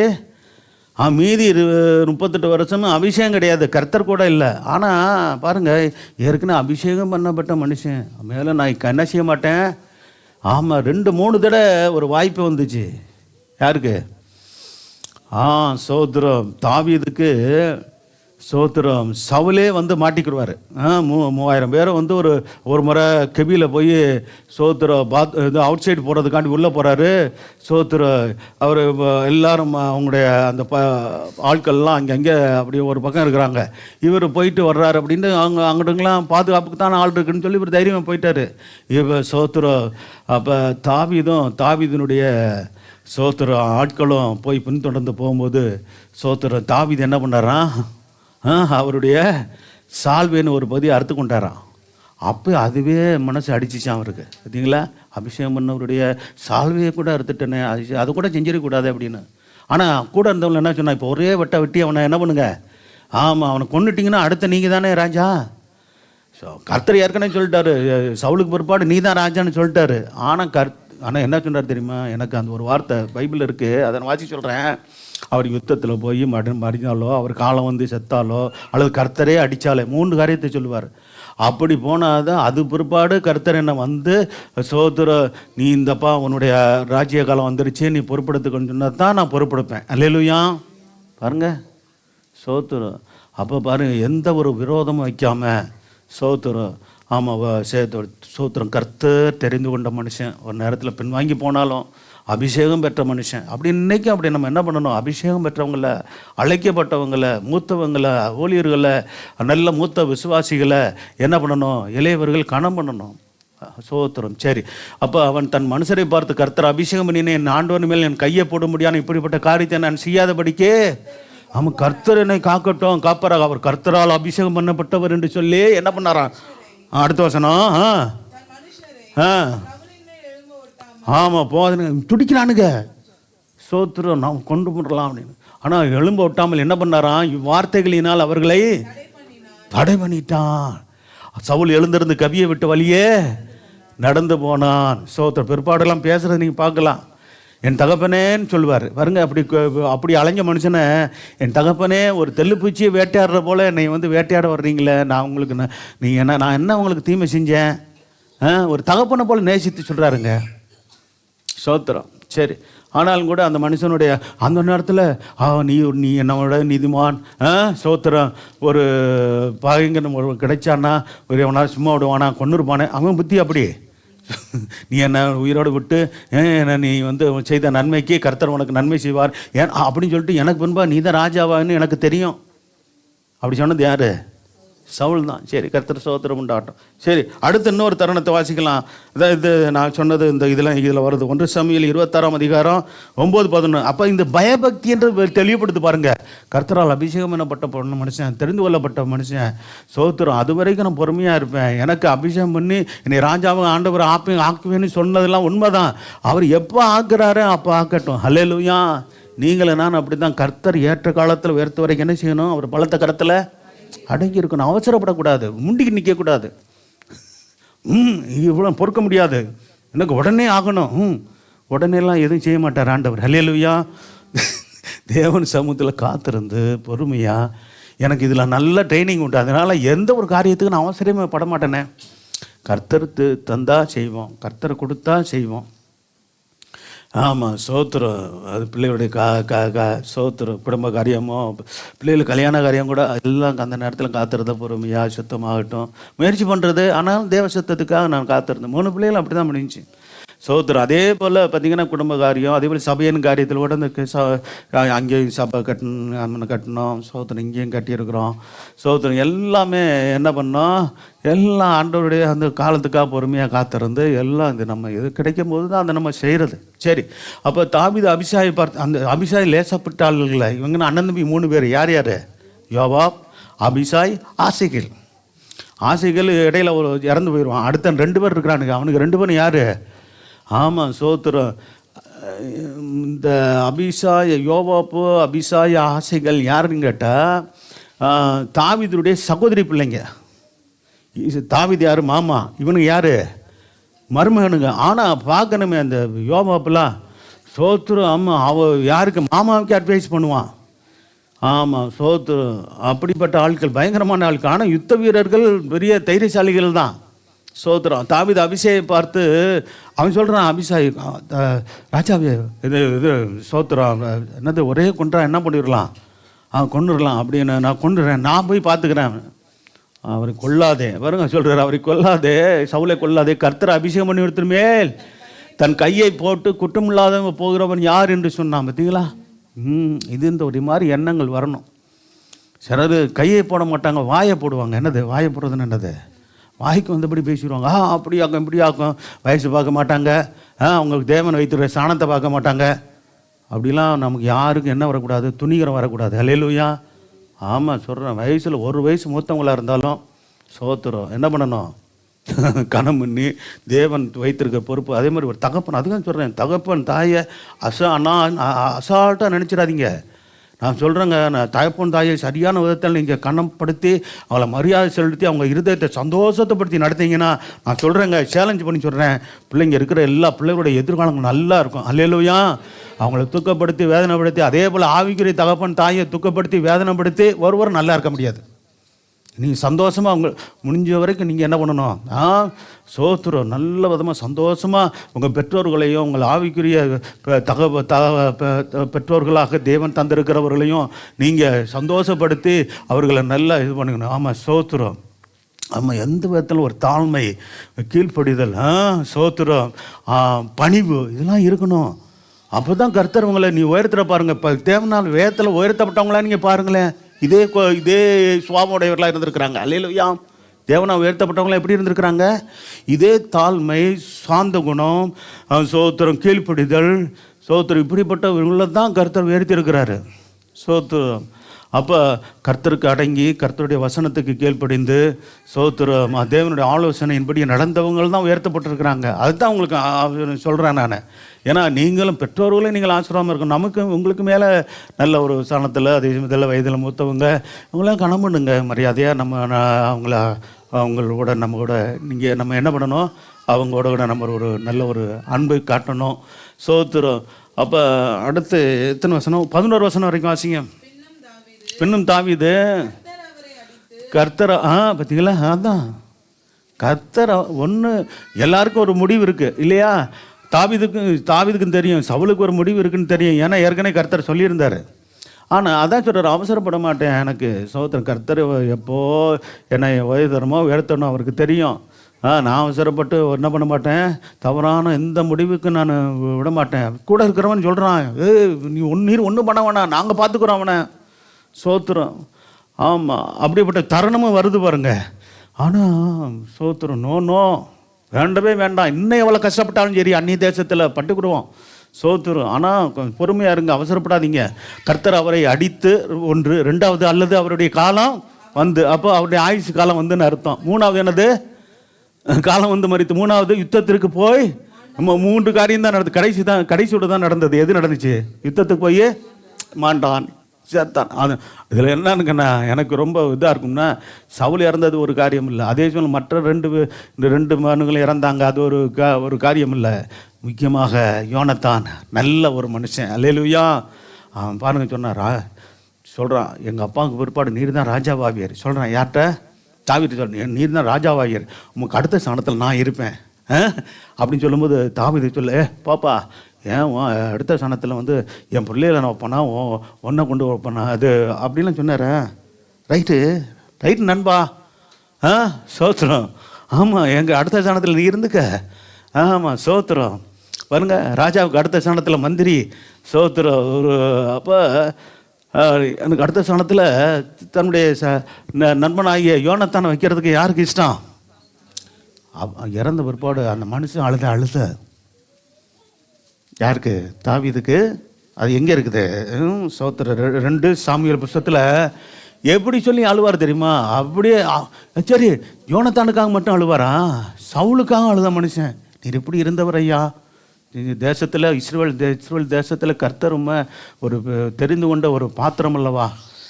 சோத்திரம். அப்படி கொடிய மனுஷனை பார்த்து கூட அவர் மரண நேரத்தில் சந்தோஷப்படலை. அல்லேலூயா. நமக்கு விரோதமாக யாராவது இருந்து நமக்கு தீமை செஞ்சு மரணம் அடைஞ்சிட்டான்னு கேள்விப்பட்டா, ஆமாம் எனக்கு இப்படிலாம் பண்ணலை, உனக்கு அதுதான் இந்த சாவு வந்துச்சு அப்படிலாம் சொல்லக்கூடாது. அப்படி அந்த நேரத்தில் என்ன வரும்? ஆமாம், நமக்கு செஞ்ச தீமையெல்லாம் நம்ம கண்ணுக்கு முன்னாடி வரத்தான் செய்யும். தாவீதை போல் இருக்கணுங்க. எனக்கு உண்மையிலே வேதத்தை ஏன் படிக்கணும் தெரியுமா? அநேக பரிசுத்தவான்கள் உங்களுக்கு குணத்தில் பாருங்கள், அந்த குணம் தெய்வீக குணம் உடையவர்களாக இருந்தாங்க. அல்லேலூயா. அப்போ அழுகிறாருங்க மனுஷன். சோத்திரம். அழுது இந்த புலம்புனதை அதை வாசிக்க முடியுமா? சில வசனங்கள் வாசிக்கலாம். போய் எப்படிப்பட்டவங்க இருந்தீங்க, நீங்கள் தகப்பனும் மகனும் ஒரே மாதிரி இருந்தீங்களே, எப்படி நீ வாசிக்கலாம்?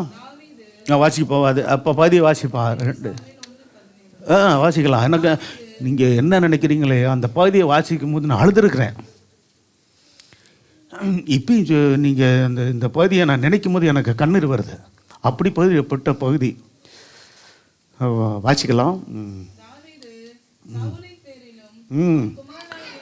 யோனத்தான் பேருன்னு என்ன செஞ்சாரு? புலம்பல் பாடினான்.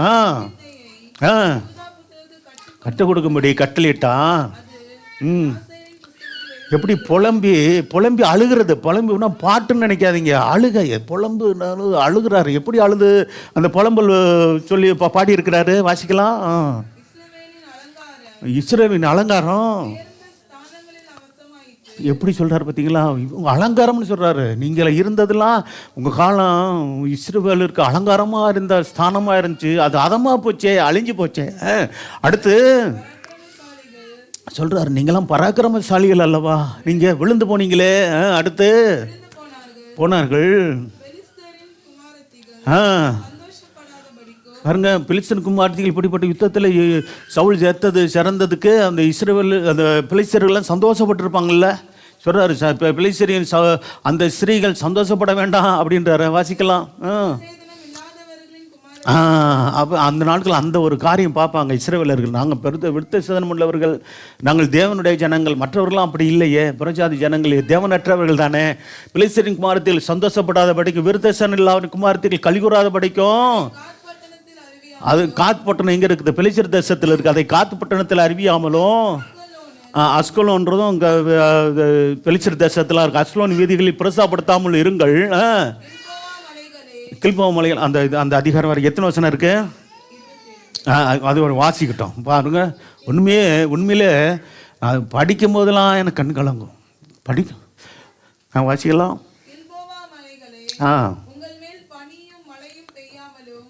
சொல்கிறாங்க சோத்துரு, அது பிறகு பனியும் மலையும் கூட அந்த மலையில், அந்த கில்போவா மலையில் என்ன செய்யலை, பெய்யலையாங்க. தாவீதுடைய வார்த்தை அப்படியே நிறைவேறுச்சுன்னு சொல்லி ஒரு காரியம் சொல்லப்படுகிறது. சரி வாசிக்கல. கில்போவா மலைகளே, உங்கள் மேல் பனியும் மழையும் பெய்யாமலும் காணிக்கைக்கு ஏற்ற பழம் தரும் வயல்கள் இராமலும் போவதாக. அங்கே பராக்கிரமசாலியோட கேடகம் அவமதிக்கப்பட்டதே.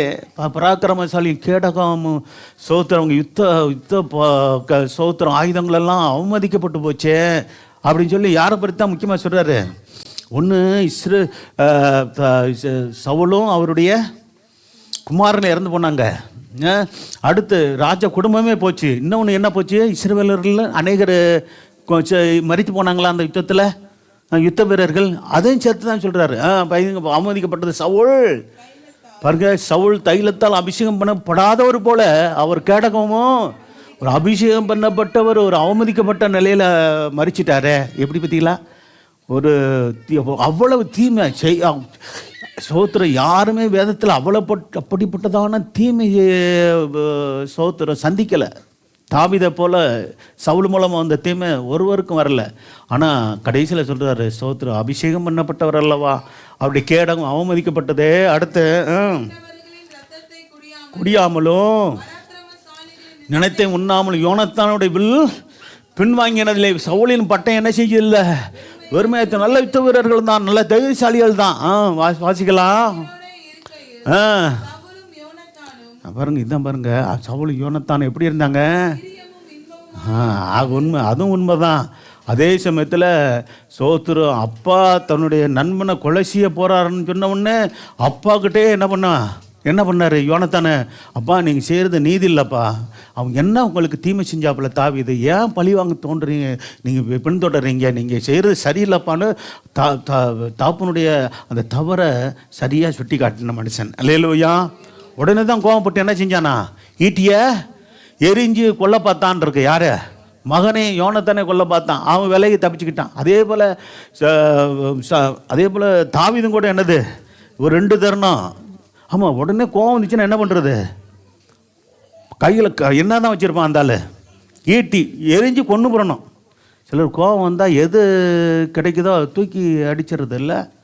அப்படி கோபம் யாருக்காது இருக்கு அங்கே? அது பயங்கரமான கோபம். அல்லேலூயா. சில கோபம் வந்தால் எது கிடைக்குதோ எடுத்து என்ன பண்ணுறது.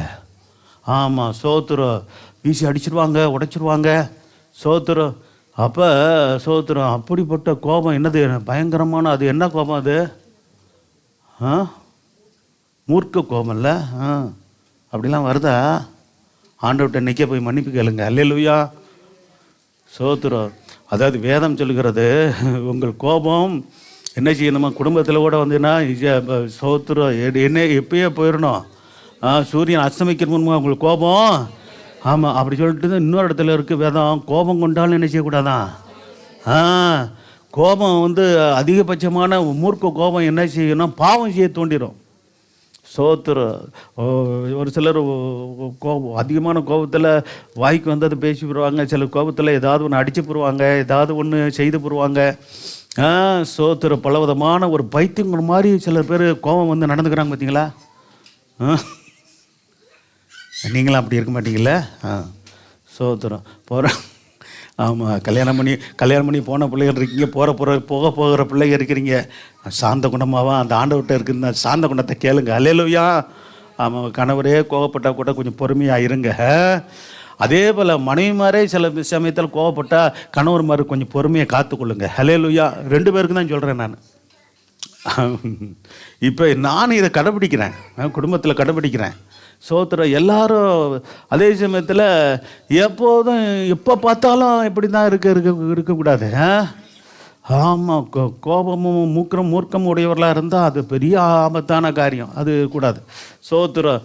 அப்போ சொன்ன வாசிக்கலாம். அப்போ 2 பேரும் எப்படி இருந்தாங்க, இன்பமாக இருந்தாங்க. பார்த்தீங்களா, மரணத்தில் கூட பெரியல அப்பாவும் மகனும். சோத்திரம். அப்போ மற்ற பிள்ளைகளை பற்றி ஒன்றும் சொல்லலை, சொல்கிறதுக்கு அவனுங்கள்ட்ட ஒன்றும் இல்லை. அவனுங்களை அந்த 2 பேரும் மொத்தம் 3 பிள்ளைகள் இறந்தாங்க. சோத்திரம். அடுத்து என்ன சொல்கிற, கழுகுகளை பார்க்கல வேகமோ சிங்கங்களை பார்க்கலும் பழமுள்ளவர்களாக இருந்தார்கள். பார்த்தீங்களா எப்படி ஒரு அருமையாக சொல்கிறாருன்னு. அடுத்து உங்களுக்கு இரத்தாம்பரத்தை சிறப்பாக விடுப்பித்து தரிப்பித்த சவுலுக்காக என்ன செய்யுங்க. பார்த்தீங்களா? ஆமாம், அழுது புலம்புங்க எல்லாரும். தேவன் நியமித்த ஒரு ராஜா. சோத்திரம். பாருங்க, அந்த மனுஷனுடைய குறைகளை ஒன்றும் சொன்னாரா இந்த இடத்துல? நல்லா கவனிக்கணும். நம்முடைய வாழ்க்கையில் நம்ம கற்றுக்கொள்ள வேண்டிய நல்ல பகுதி இருக்குங்க. நமக்கு என்ன தான் தீமை செஞ்சாலும் ஒரு குடும்பம் ஒரு ஆபத்தான சூழ்நிலையில் ஒருவேளை அவங்களுக்கு ஏதோ ஒரு கெட்ட சம்பவம் நடந்திருந்தா, சார் இதெல்லாம் நடக்கட்டும், நீங்களாம் பண்ணாத அக்கறமா பண்ணாத கொடுமையாக உங்களுக்கு வேணும், நீங்கள் பண்ணதுக்கு தான் கடவுள் இந்த மாதிரி தண்டனை கொடுத்துட்டாரு, அப்படிலாம் நம்ம நினைக்கவே கூடாது, பேசவும் கூடாதா. நினைக்கவுமே தாவீதுடைய அந்த நற்குணம் நம்மகிட்ட வெளிப்படணும். அல்லேலூயா. ஆமாங்க, சும்மா வேதத்தை ஏதோ ஒரு வாசித்து போகிறதில்ல, ஏதோ ஒரு நம்ம பிரசங்கம் நான் பிரசங்கம் பண்ணணுன்னு நீங்கள் கேட்கணுன்றது இல்லை. சோத்திரம். இதுக்கு மேலாக நம்ம வேதத்தில் அநேக பரிசுத்தவான்களுடைய அந்த நற்குணங்கள், அந்த மன்னிக்கிற தனங்கள், சகிப்புத்தன்மைகள், சோத்திரம் நேசிக்கிற குணங்கள் நமக்கு வேண்டும். அல்லேலூயா. சரி வாசிக்க. போகும்போது பராக்கிரமசாலி சொல்ற விழுந்துட்டாங்களே போர்முகத்தில். அடுத்து யோனத்தானே தன் நண்பனுக்காக ரொம்ப பரிதவித்து அழுவார், புலம்புவார். பார்த்தீங்களா, வெட்டுண்டு போனா யோனத்தானே. இப்போ இங்கே என்ன சொல்கிறாரு? நண்பன் சொல்லல, என் சகோதரன் சொல்கிறார். என் சகோதரனா யோனத்தானே,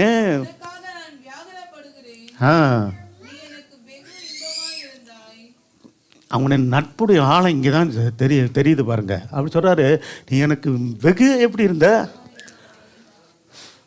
வாசிக்கலாம். சொல்கிறார் பார்த்தீங்களா, உன் சிநேகம் எப்படி இருந்துச்சு பாருங்க. ஆச்சரியமான சிநேகமாக இருந்தது, அந்த அன்பாக இருந்தது. அடுத்து பார்த்தீங்களா, ஒரு 10 மனைவிகள் இருந்தாங்க தாவீதுக்கு. சொல்கிறார், அவங்களுடைய அன்பை காட்டிலும் அந்த சிநேகத்தை காட்டிலும் அதிகமாக இருந்தது. பராக்கிரமசாலிகள் பார்த்தீங்களா, எவ்வளோ ஒரு பரிதவிப்பு பாருங்க. சோத்திரம். பராக்கிரமசாலிகள் விழுந்து போனார்களே, யுத்த ஆயுதங்கள் எல்லாம் அழிந்து போயிட்டு என்று பாடினான். அல்லேலூயா. சோத்திரம். சரி, எனக்கு இந்த பகுதியை வாசிக்க எனக்கு அப்படி நான் பலமுறை எனக்கு அந்த அந்த உண்மையான அன்பு, தாவீது வெளிப்படுத்தின அந்த உண்மையான அன்பு, மற்றவருடைய தவறையும் மற்றவருடைய அந்த சோத்திரம் தீமையான அந்த செயல்களெல்லாம் அந்த நினைக்காம சோத்திரம். அப்போ தேவன் வைத்த அந்த ஒரு உயர்ந்த ஸ்தானத்தில் இருந்தவங்க இறந்து போனாங்களே அப்படின்னு ஒரு பரிதவிக்கிற அந்த உள்ள இருக்கு பாருங்க. சோத்திரம் உண்மையிலே ஆச்சரியமானது. அல்லேலூயா. சரி, அடுத்து நீங்கள் பார்த்தீங்கன்னா 5வது துதித்து ஜெபிக்கிறவர். சங்கீதம் 34:1 வாசிங்க. சங்கீதம் 34ஆம் அதிகாரம் 1ஆம் வசனம். துதிக்கிறவர் ஜெபிக்கிறவர். இன்னைக்கு அந்த அனுபவம் நமக்கு வேணும் எப்போதும். சங்கீதம் முழுவதும் அவர் துதிக்கிறதையும் அவர் ஜெபித்த அனுபவங்களும் நிறையா இருக்குது. நான் ஒரு 2 வசனம் மட்டும் நான் சொல்கிறேன், வாசிங்க. கர்த்தரை நான் எக்காலத்திலும் ஸ்தோத்திரிப்பேன். பார்த்தீங்களா, கர்த்தரை நான் எப்போது எக்காலத்தில் என்ன பண்ணுவேன்? ஸ்தோத்திரம். அவர் துதி, அவரை துதிக்கிற துதி, அவரை உயர்த்துகிற அந்த மகிமைப்படுத்துகிற அந்த வார்த்தைகள் எப்போதும் என் வாயில் இருந்து கொண்டே இருக்கும்னு சொல்கிறாரு. சரி, இன்னொரு வசனத்தை வாசிங்க. ஜெபிக்கிறவர் போது எப்படிப்பட்ட சூழ்நிலையில் எல்லாம் ஜெபிக்கிறவராம்? எல்லா சூழ்நிலையும் ஜெபிக்கிறவர். குறிப்பாக நெருக்கத்தின் நேரத்தில் எப்படி ஜெபிக்கிறாராம்? சங்கீதம் 18:6 சொல்லப்படும், என் நெருக்கத்திலே நான் கர்த்தரை நோக்கி கூப்பிட்டேன். எனக்கு உண்டான நெருக்கத்தில் கர்த்தரை நோக்கி கூப்பிட்டு என்ன செஞ்சேன்? என் தேவனை நோக்கி. சரி, தன்மது ஆலயத்தில் இருந்து பார்த்தீங்களா, சோத்திரம். இது எழுத்தின்படியான ஆலயத்திலிருந்து அவர் ஜெபிக்கிறார் நெருக்கத்தின் நேரத்தில். இப்போ ஆலயத்துக்கு வந்திருக்கிறோம். அப்படி நெருக்கமான நேரத்தில் எப்படி ஜெபிக்கிறீங்க? நல்ல பாரத்தோடு ஜெபிங்க, கண்ணீரோடு ஜெபிங்க. அல்லேலூயா. கர்த்தருடைய ஆலயத்தை நல்லா ஜெபிக்கிற ஸ்தலமா, துதிக்கிற ஸ்தலமா, பயபக்தியோடு கூட ஆராதிக்கிற ஸ்தலமா, சோத்திரம் அழுது நம்முடைய இருதயத்தை ஊற்றி ஜெபிக்கிற ஸ்தலம் தாங்க ஜெப வீடு. ஆமாம், என்டர்டைன் பண்ணுற இடம் இல்லை அது. இப்படி பண்ணுற ஆளுகளை பார்த்தா எனக்கு யாராக இருந்தாலும் பொறுக்க மாட்டேங்குது எனக்கு. சோத்திரம். ஆமாம், இன்னைக்கு எப்படி ஆக்கி வச்சுருக்காங்கல்ல அப்படின்னா ஆட்கள் பண்ணுற காரியங்களை பார்த்தா ஒரு பயபக்தி இல்லாத இடமா. சோத்திரம். அப்படி இப்படி இடமா இன்னைக்கு ஆராதனை ஸ்தலத்தை ஜெப விட்டு சோத்திரம் மாட்டி வச்சுருக்குறாங்க. நிறைய ஊழியக்காரங்க ரொம்ப இது பண்ணுறாங்க, துக்கப்படுறாங்க. இப்போ நல்ல ஊழியக்காரங்க அவங்களுடைய பிள்ளைங்களை உருவாக்கி தகப்பனை பார்த்து வளர்ந்தவங்க நல்லா இருக்கிறாங்க. திடீர்னு சில பேர் ஊழியக்காரனை வர்றான் பார்த்தீங்களா, அவங்களாம் இன்றைக்கி ரொம்ப அசட்டத்தனம். சோத்துரம் செருப்போடு கூட இதில் ஏறுறது, என்ன ஷூவோட கூட என்ன பண்ணுறது, சோத்துரம் ஃபிலிப்பிட்டில் போய் ஏறுறது, கர்த்தர் சோத்திரம் தேவ பயம் இல்லாமல் சினிமா பாட்டு பாடுறது, சோத்திரம் விசில் அடிக்க வைக்கிறது. இவனே விசில் அடித்து காமிக்கிறான். சோத்திரம் விசில். அப்போ சோத்திரம் ஆமாம் ஊழியக்காரனே விசில் அடித்து காமிக்கிறான். அப்போ உட்காந்துருக்கிற ஆளுங்க சொல்ல வேணும், அவன் சோத்திரம் சினிமா தேட்டர் மாதிரி ஆக்கி வச்சுருக்கானுங்க. சோத்திரம் மால் பப்பில் என்ன பண்ணுவானுங்க, சோத்திரம் எல்லாம் பாப் சாங்கு, எல்லாம் ராக் சாங்கு, என்னது எல்லாம் இன்றைக்கி பார்த்தீங்கன்னா நடனமும் அதுவும் இதுவும் ஒரே சோத்திரம். தெய்வ பயம் இல்லாமல் தெய்வ பக்தி இல்லாத ஒரு ஸ்தலமாக இன்னைக்கு ஆராதனை ஸ்தலம், ஜெப வீடு, தேவனுடைய ஆலயம் மாறிடுச்சு. ஆனால் அன்னைக்கு தாவீதுடைய அனுபவம் என்னங்க, உண்டான நெருக்கத்தில் எங்கே போயிட்டாரு? ஆமாம், அரண்மனையில் போய் படுத்துருக்குல்ல. சோத்திரம் ஆலயத்துக்கு போய் என்ன செய்யணும், கர்த்தரை நோக்கி அப்புறம் தேவனே எனக்கு இறங்கும், ஒரு நெருக்கம் கஷ்டம். ராஜ்யத்து வந்த பிற்பாடு அவருக்கு இது இருந்ததா? பிள்ளைகள் நிமித்தம் எவ்வளோ ஒரு நெருக்கம். வேதம் வாசி பார்த்துருக்கீங்களா? சோத்திரம் பிள்ளைகள் மூலமாக எவ்வளோ வேதனை, அவருக்கு பல பிள்ளைங்க. சோத்திரம் அப்போ அவங்களுக்குள்ளாக வந்த பிரச்சனைகள். சோத்திரம் அப்போ சரி 2-3 மரணம், பிள்ளைகளுடைய மரணம். அப்படிலாம் எல்லா நெருக்கத்திலையும் என்ன தான் பண்ணார்? சோத்திரம் நம்ம கர்த்தருடைய சமூகத்தில் நோக்கி தான் போய் கெஞ்சினார், கதறி அழுதார். சோத்திரம் பாருங்க, தேவனை நோக்கி அபயமிட்டேன் தமது ஆலயத்திலிருந்து கேட்டாரா? எங்கே கேட்டார்? ஆமாம், கர்த்தர் ஆலயத்திலே இருந்து ஜெபிக்கிற ஆலயத்துக்குள்ளே பதில் வந்துருச்சு. அல்லேலூயா. ஆமாம், கர்த்தருடைய சமூகத்தை லேசாக நினைக்காதீங்க. நான் இன்னும் பயபக்தியோடு சொல்கிறேங்க. யார் ஒருத்தர் கர்த்தருடைய சமூகத்தை, அவருடைய ஆலயத்தை கனப்படுத்துகிறாங்களோ அவங்களுக்கு நல்ல எல்லா விதத்திலும் கர்த்தர் ஜெப ஆலயத்தில் இருந்து ஜெபிக்கும் போது கருத்தாக ஜெபிக்கிற அந்த ஜெபத்துக்கு உடனே கர்த்தர் பதில் கொடுப்பார். அல்லேலூயா. உடனே பதில் வந்திருக்கு பாருங்க. ஆமாம், சோத்திரம். என் கூப்பிடுதல் அவர் சன்னதியில் போய் அவர் செவிகளில் ஏறிற்று. இதெல்லாம் அப்போ என் கூப்பிடுதல் அவர் சந்நிதியில் போய் அவர் செவிகளில் என்ன செஞ்சு ஏறிச்சு. இதை போல் எத்தனை வசனங்களை நான் எடுத்து கொடுக்க முடியும்? சங்கீத புத்தகங்கள் நிறையா நீங்கள் வாசித்தீங்கன்னா அவங்களுக்கு தெரியும். ஆங்காங்கே அவருடைய அவர் ஏறெடுத்த துதி, ஸ்தோத்திரம், அவருடைய விண்ணப்பங்கள், வேண்டுதல்கள், மன்றாட்டுகள், கூப்பிடுதல்னா ஜெபந்தான். அதுக்கெல்லாம் பதில் வந்ததெல்லாம் வேதத்தில் இருக்குது. ஸ்தோத்திரம். தாவீதுக்கு ஒரு நெருக்கம்னா எங்கே போயிடுவார்? டக்குன்னு ஆலயத்துக்கு போயிடுவார். ஸ்தோத்திரம். ஆலயத்தில் போய் விழுந்து இருதயத்தை ஊற்றி ஜெபிப்பாருங்க. இதயத்தை ஊட்டி ஜெபிக்க ஸ்தோத்திரம். நீங்கள் தேவ சமூகத்தில் நீங்கள் போகும்போது நல்ல விடுதலையா, நல்ல ஒரு சமாதானத்தோடு கூட அவருடைய ஸ்தோத்திரம் ஜெபத்துக்கு பதிலை பெற்றுக்கொண்டவர்களாக நீங்கள் வீடு திரும்புவீங்க. அல்லேலூயா. இந்த அனுபவத்தை நீங்கள் காத்துக்கொள்ளணும். ஸ்தோத்திரம். இந்த அனுபவம் எனக்கு நான் விரும்பி இருக்கிறேன், கர்த்தர் கொடுத்துருக்கிறாரு. நான் அதை அனுபவித்து தான் நான் உங்கள்கிட்ட சொல்கிறேன். அதனால தான் யாரும் தேவ சமூகத்தில் ஒரு மாதிரி இருந்தால் சோத்திரம், ஆமாம், பக்தி இல்லாதவர்களாக இருந்தால் சோத்திரம் ஏற்றுக்கொள்கிறதே இல்லை. சோத்திரம். வெளிநாட்டில் சோத்திரம் செருப்பு அங்கே இருக்கிற சூழ்நிலையில் என்ன பண்ணுறாங்க ஆட்கள்? சோத்திரம் ஷூ மாட்டிக்கிட்டு ஃபுல் பிட்டில் வந்து ஏறி இது பண்ணுறாங்க. சோத்திரம். அதே தப்பு தான், அதே சோத்திரம். ஆனால் அதுவும் வெளிநாட்டிலலாம் போடலையா அப்படின்ட்டு உள்நாட்டில் போடுற அளவுக்கு இருக்குது. இங்கே எவ்வளோ ரோட்டில் என்ன இப்படிப்பட்டதான அசிங்கங்கள் கிடக்குது. சோத்திரம். நாய் அங்கங்கே அசிங்கம் போட்டிருக்குது. ஆடு மாடெல்லாம் இன்றைக்கி ஆமாம் ரோட்டில் அவுத்து விட்டு அது வாட்டுக்கு போது வருது அங்கங்கே. சோத்திரம் எவ்வளவோ இதாக இருக்குது. அதில் அப்படியே அந்த ஷூவு செருப்போடையோடு உள்ளே வர்றது சர்ச்சுக்குள்ளே. வேதத்தில் இதெல்லாம் சொன்னோம்னாக்கும் சரி, அதெல்லாம் பழைய ஏற்பாடுங்க. சோத்திரம். ஆண்டவரே சொல்வார் இல்லையா, உன் பாதரட்சர்களே கலட்டுன்னு சொல்லி யார்கிட்ட சொன்னார்? மோசையிட்டும் சொன்னார், யோசுவாட்டும் சொன்னாரா? இது பரிசுத்த பூமின்னு சொல்கிறார். சோத்திரம். அது ஒரு ஆலயம் கூட கிடையாது. ஆண்டவர் வந்து அவர் பிரசனமாகிற இடத்த என்ன சொல்கிறாரு? தேவ சமூகம்னு சொல்கிறாரு. அப்போ அப்படி பயந்து ஆலயத்தில் இல்லை. சோத்திரம். அவர் ஒரு ஒரு முக்கியமான இடத்துல அவர் தேவன் தரிசனமாக இடத்துலையே அது நீ செருப்பை கலட்டுன்னு சொன்னால் சோத்திரம். அப்போ என்னென்னா அதெல்லாம் பழைய ஏற்பாட்டில் அதெல்லாம் இப்போ செய்ய வேண்டியதில்லை அப்படின்னு வழக்கம் கொடுக்குறானுங்க இந்த காலத்தில். சோத்திரம். பிசாசு எழுப்புன இப்படிப்பட்ட ஆட்கள் நான் தைரியமாக சொல்லுவேங்க. இப்படிப்பட்ட ஆட்களும் பிசாசால் எழுப்பப்பட்டவங்க. இவங்க தேவனால் கொண்டு வரப்பட்ட ஊழியக்காரங்க இல்லை. தெய்வ பயம் கிடையாது, தெய்வ இது கிடையாது. சோத்திர. பேச்சு செயல் எல்லாம் வேதத்துக்கு மாறான தவறான வியாக்கியானங்கள். சோத்திரம். இதெல்லாம் ரொம்ப தவறான காரியங்கள். சோத்திரம். சரி, அப்படி சரியான விதத்தில் வேதத்தை என்ன பண்ணணும்? வியாக்கியானம் பண்ணணும். அல்லேலூயா. இஷ்டத்துக்கு வியாக்கியானம் பண்ணுறதுக்கு கர்த்தருடைய வசனம் இருக்குது. நல்ல ஆவிக்குரிய விதத்தில் நல்லா சரியாக அறிஞ்சு, ஆமாம், வேதத்தை அங்கே இருக்கிற பல இடங்களில் இருக்கிற சத்திய வசனங்களை அதை சோத்திரம் அறிஞ்சு அதற்கு சரியான காரியங்களை ஆண்டவர்கிட்டே கேட்டு இது சரியான விளக்கத்தை ஆண்டவர் கொடுப்பார். அப்போ அதை பிரசங்கம் பண்ணணும், அதை ஆண்டவருடைய பிள்ளைக்கு இது பண்ணணும். சோத்திரம் தங்களுக்கு மனசும் மாம்சமும் சோத்திரம் நினைக்கிறபடி அதை வியாக்கியானம் பண்ணிக்கிட்டு இருக்கக்கூடாது. சோத்திரம்.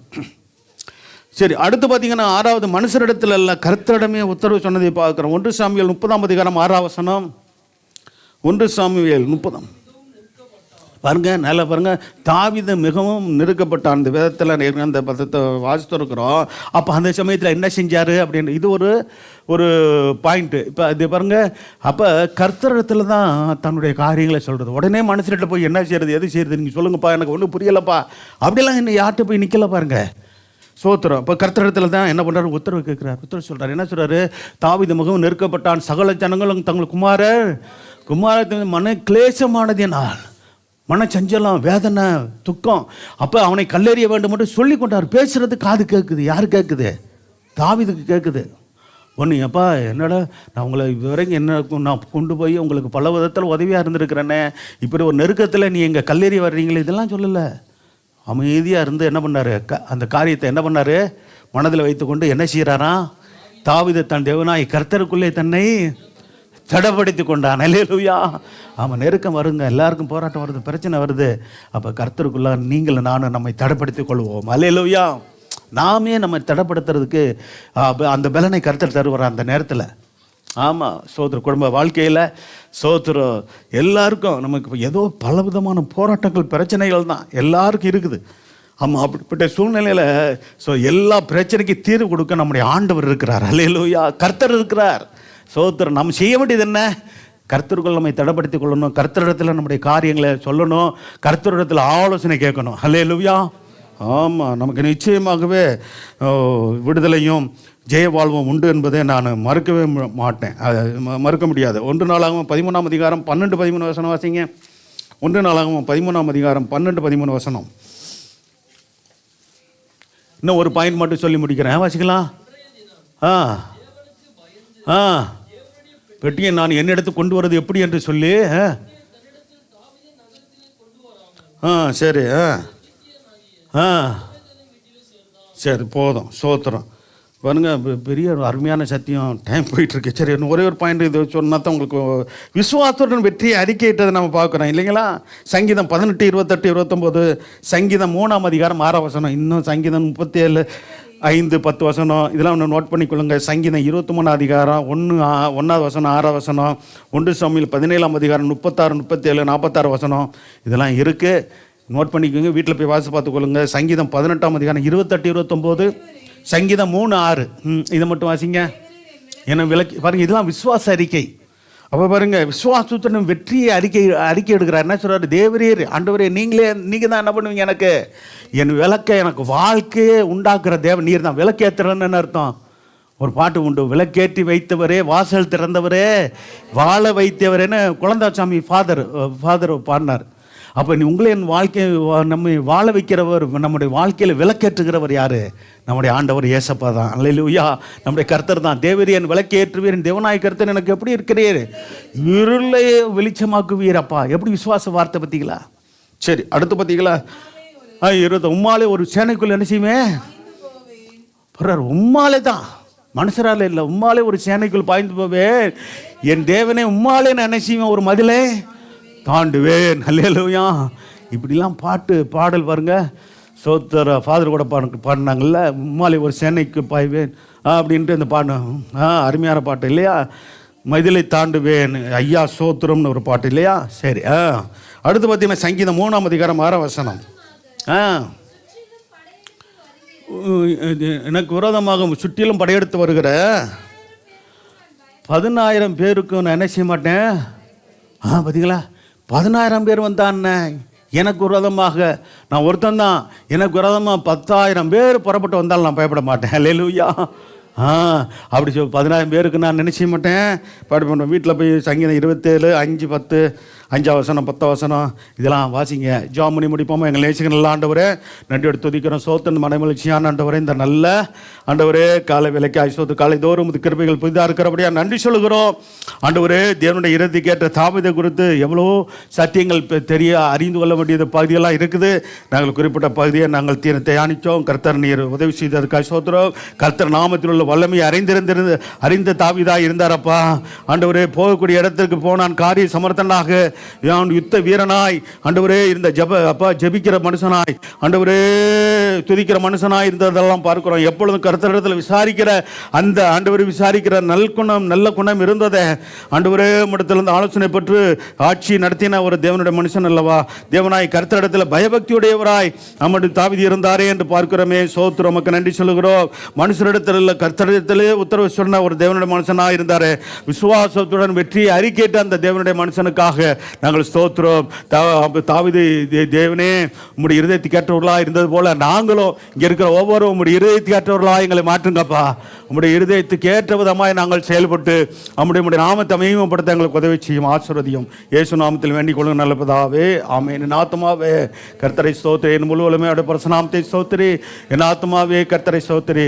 கர்த்தர் செய்த சகல உபகாரங்கள் வருவது மறவாதே. ஆமென். நம்முடைய கர்த்தராகிய இயேசு கிறிஸ்துவின் கிருபையும் பிதாவாகிய தேவனுடைய அன்பும் பரிசுத்த ஆவியானவருடைய அந்யோன்யமும் சந்தோஷமும் சமாதானமும் நம்முடைய கர்த்தராகிய இயேசு கிறிஸ்து மகிமையிலே வெளிப்படும் மட்டும் நம் அனைவரோடும் சகல பரிசுத்தவான்களோடு என்றைக்கு இருப்பதாக. Hallelujah, hallelujah, hallelujah. Praise the lord. God bless. கர்த்தர் உங்களோடு